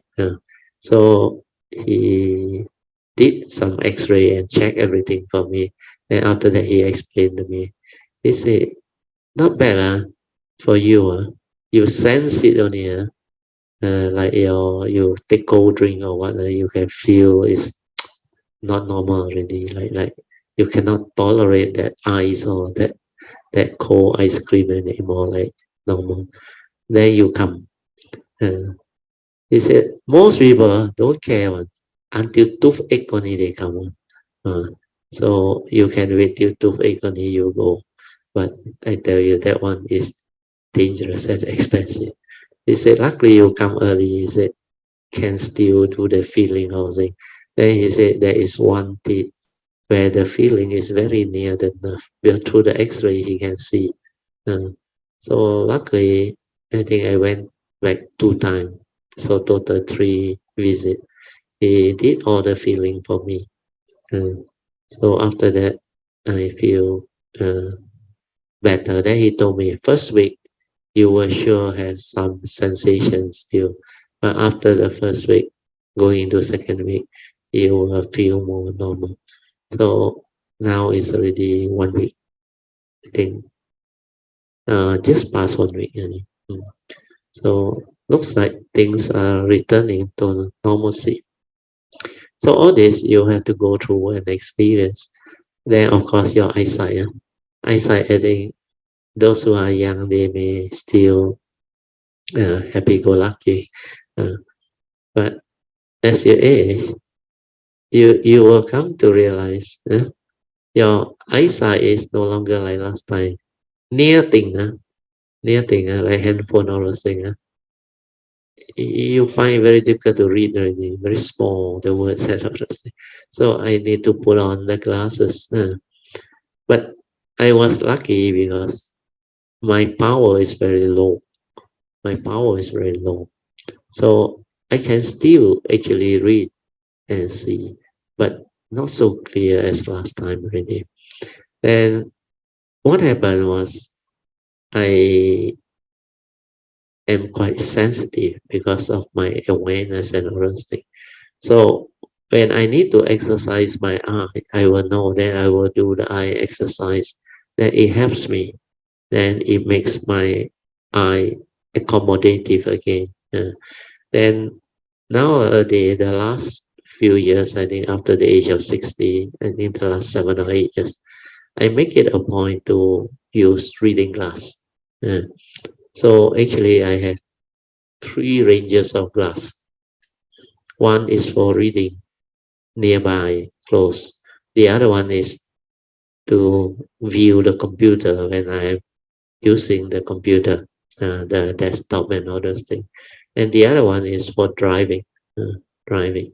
Uh, but the good thing about my eyesight is because the power is low, so even without spec, I can still see relatively clear, but I will have astigmatism problem because both my eye has astigmatism problem since I was at the age of 5, I think, 1971. I went for medical checkup. Then the doctor told me, the optometrist, he checked. Then he said, you have this astigmatism. But luckily, the eye specialist was good. So he taught me the eye exercise.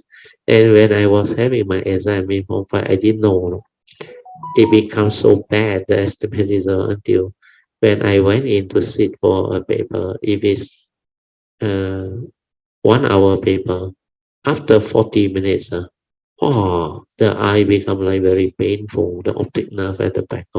I didn't know it was astigmatism, but because that time I was very well prepared for the exam and I know what to do. So I rested for, every time it's very painful, I rested for 2-3 minutes. Then I put on the eye drop. My father gave me that eye drop, very good, soothing one. Yes.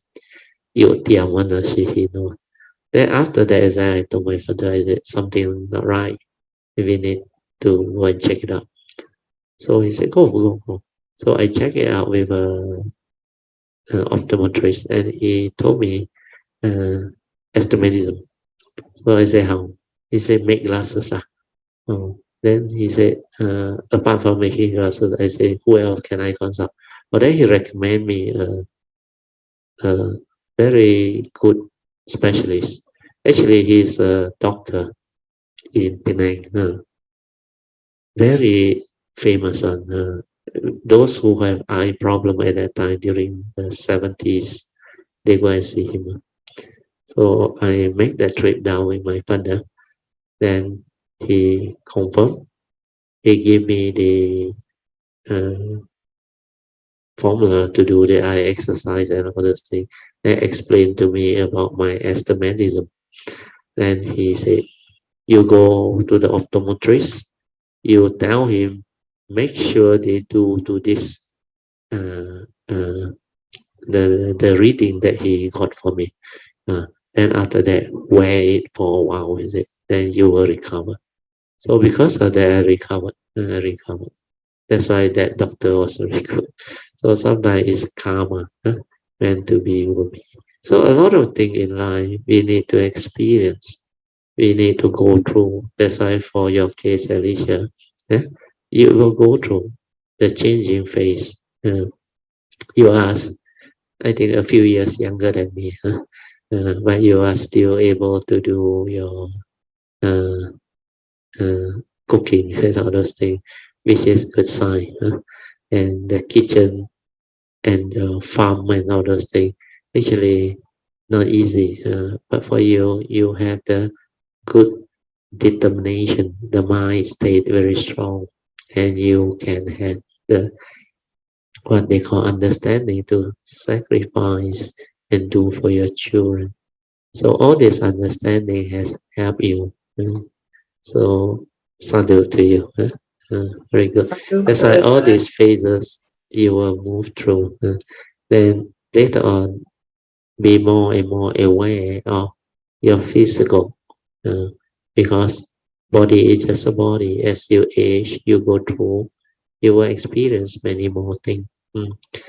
One thing good is, I think after I went to the angioplasty, I think 19, oh sorry, the year 2013. So coming to 8 years already. That time I starts to experience what they call uh, the heart failure and all those things, like the ECG test that detected the angina. The first time the sign came in, he actually attacked me. And that time, actually, according to the doctor, I had a heart attack.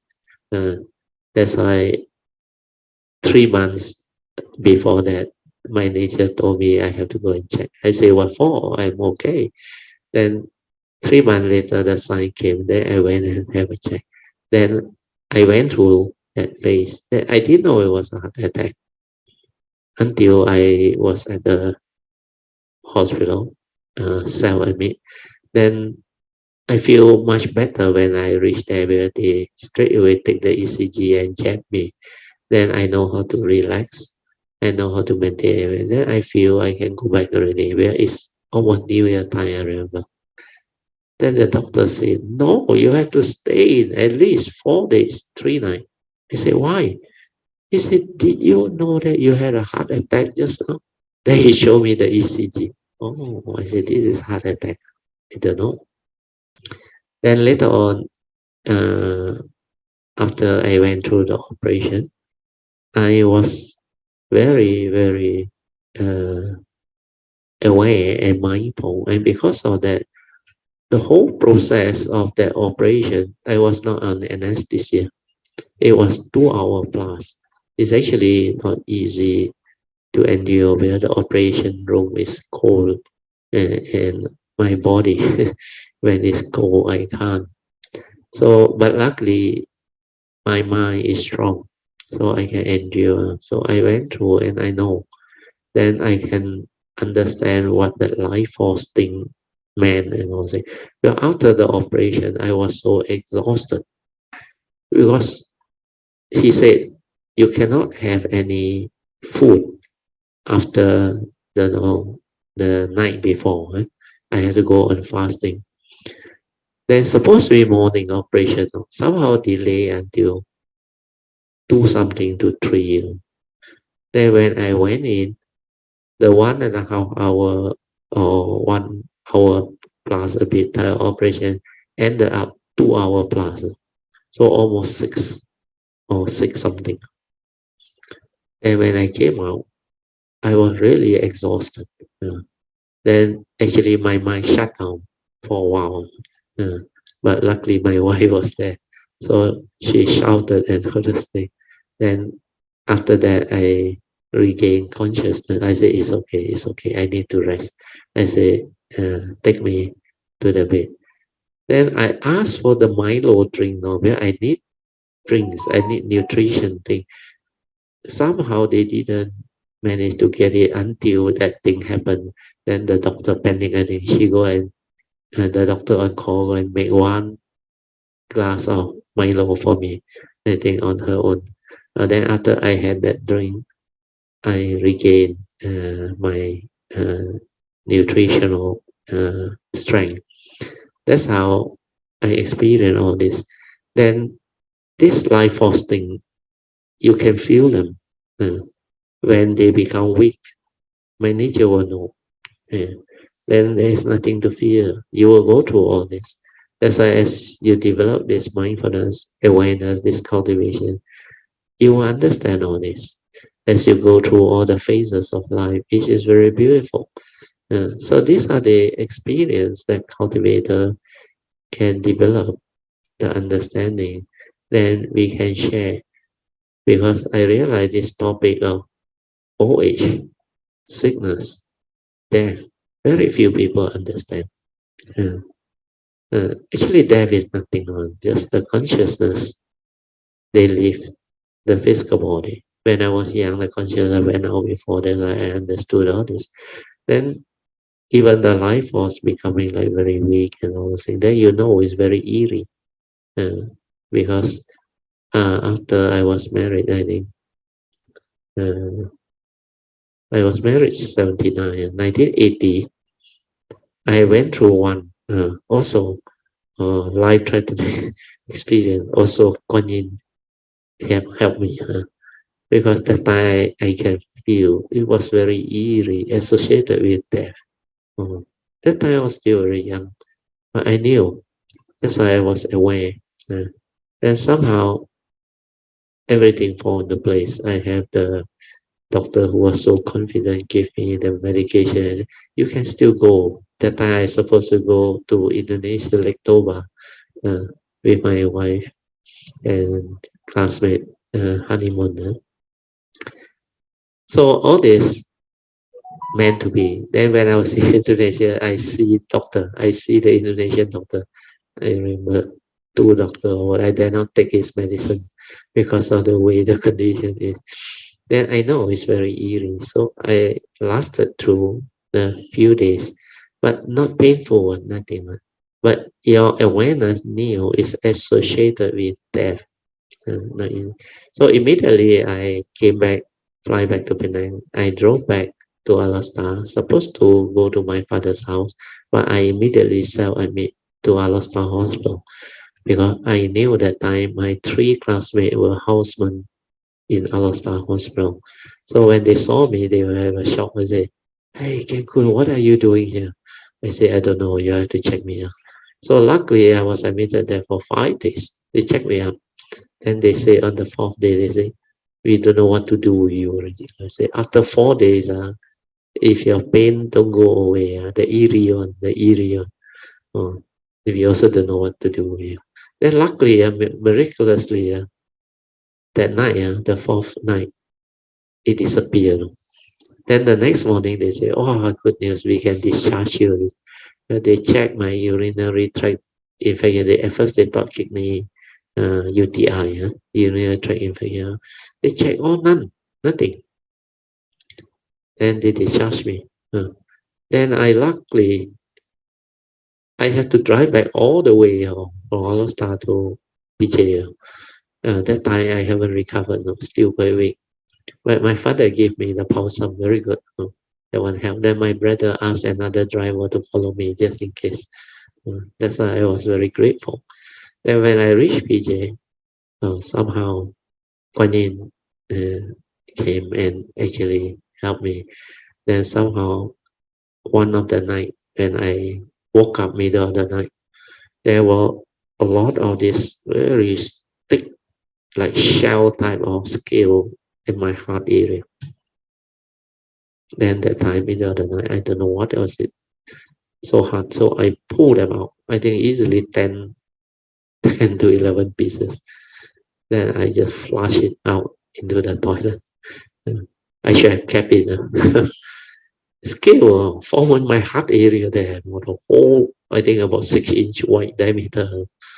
Then later on, only I came to know actually the internal, the nature, uh, the thing, it like 打出来, until this whole thing come out.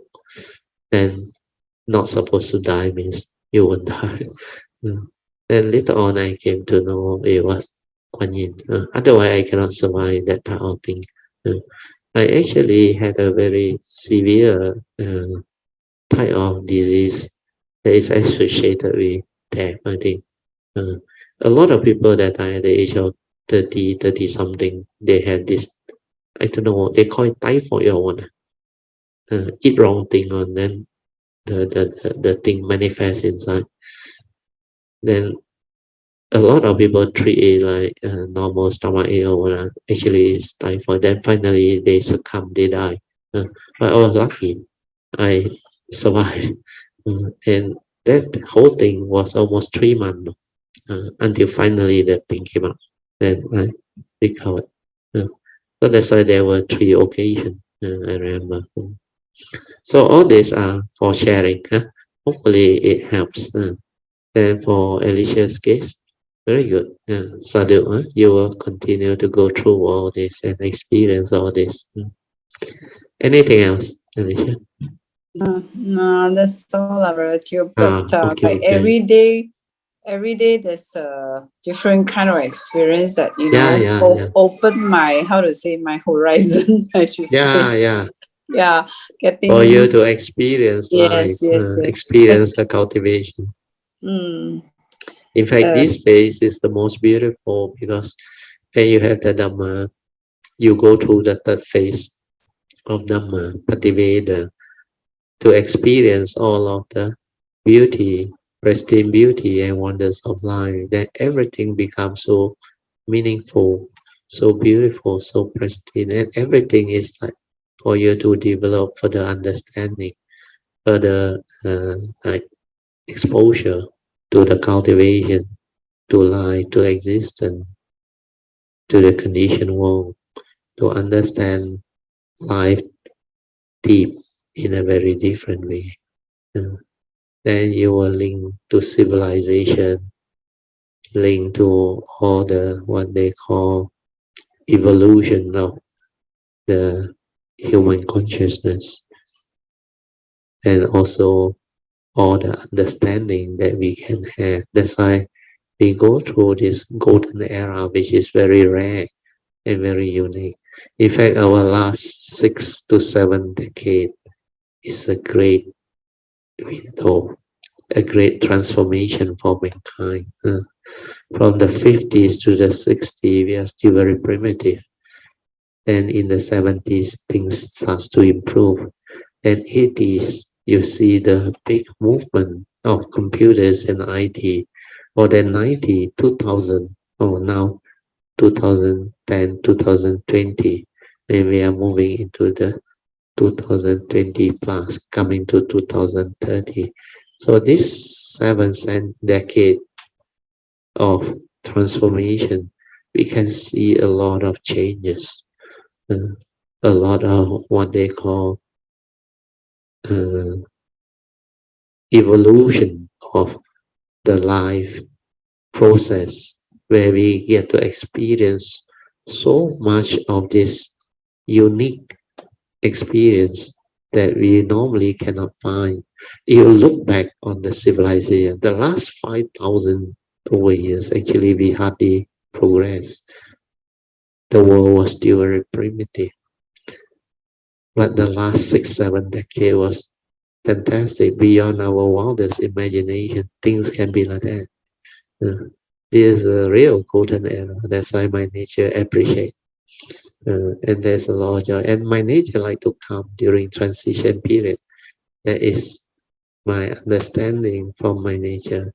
And it like to come during this era to experience life, to go through life, to fulfill whatever vows and other things they want.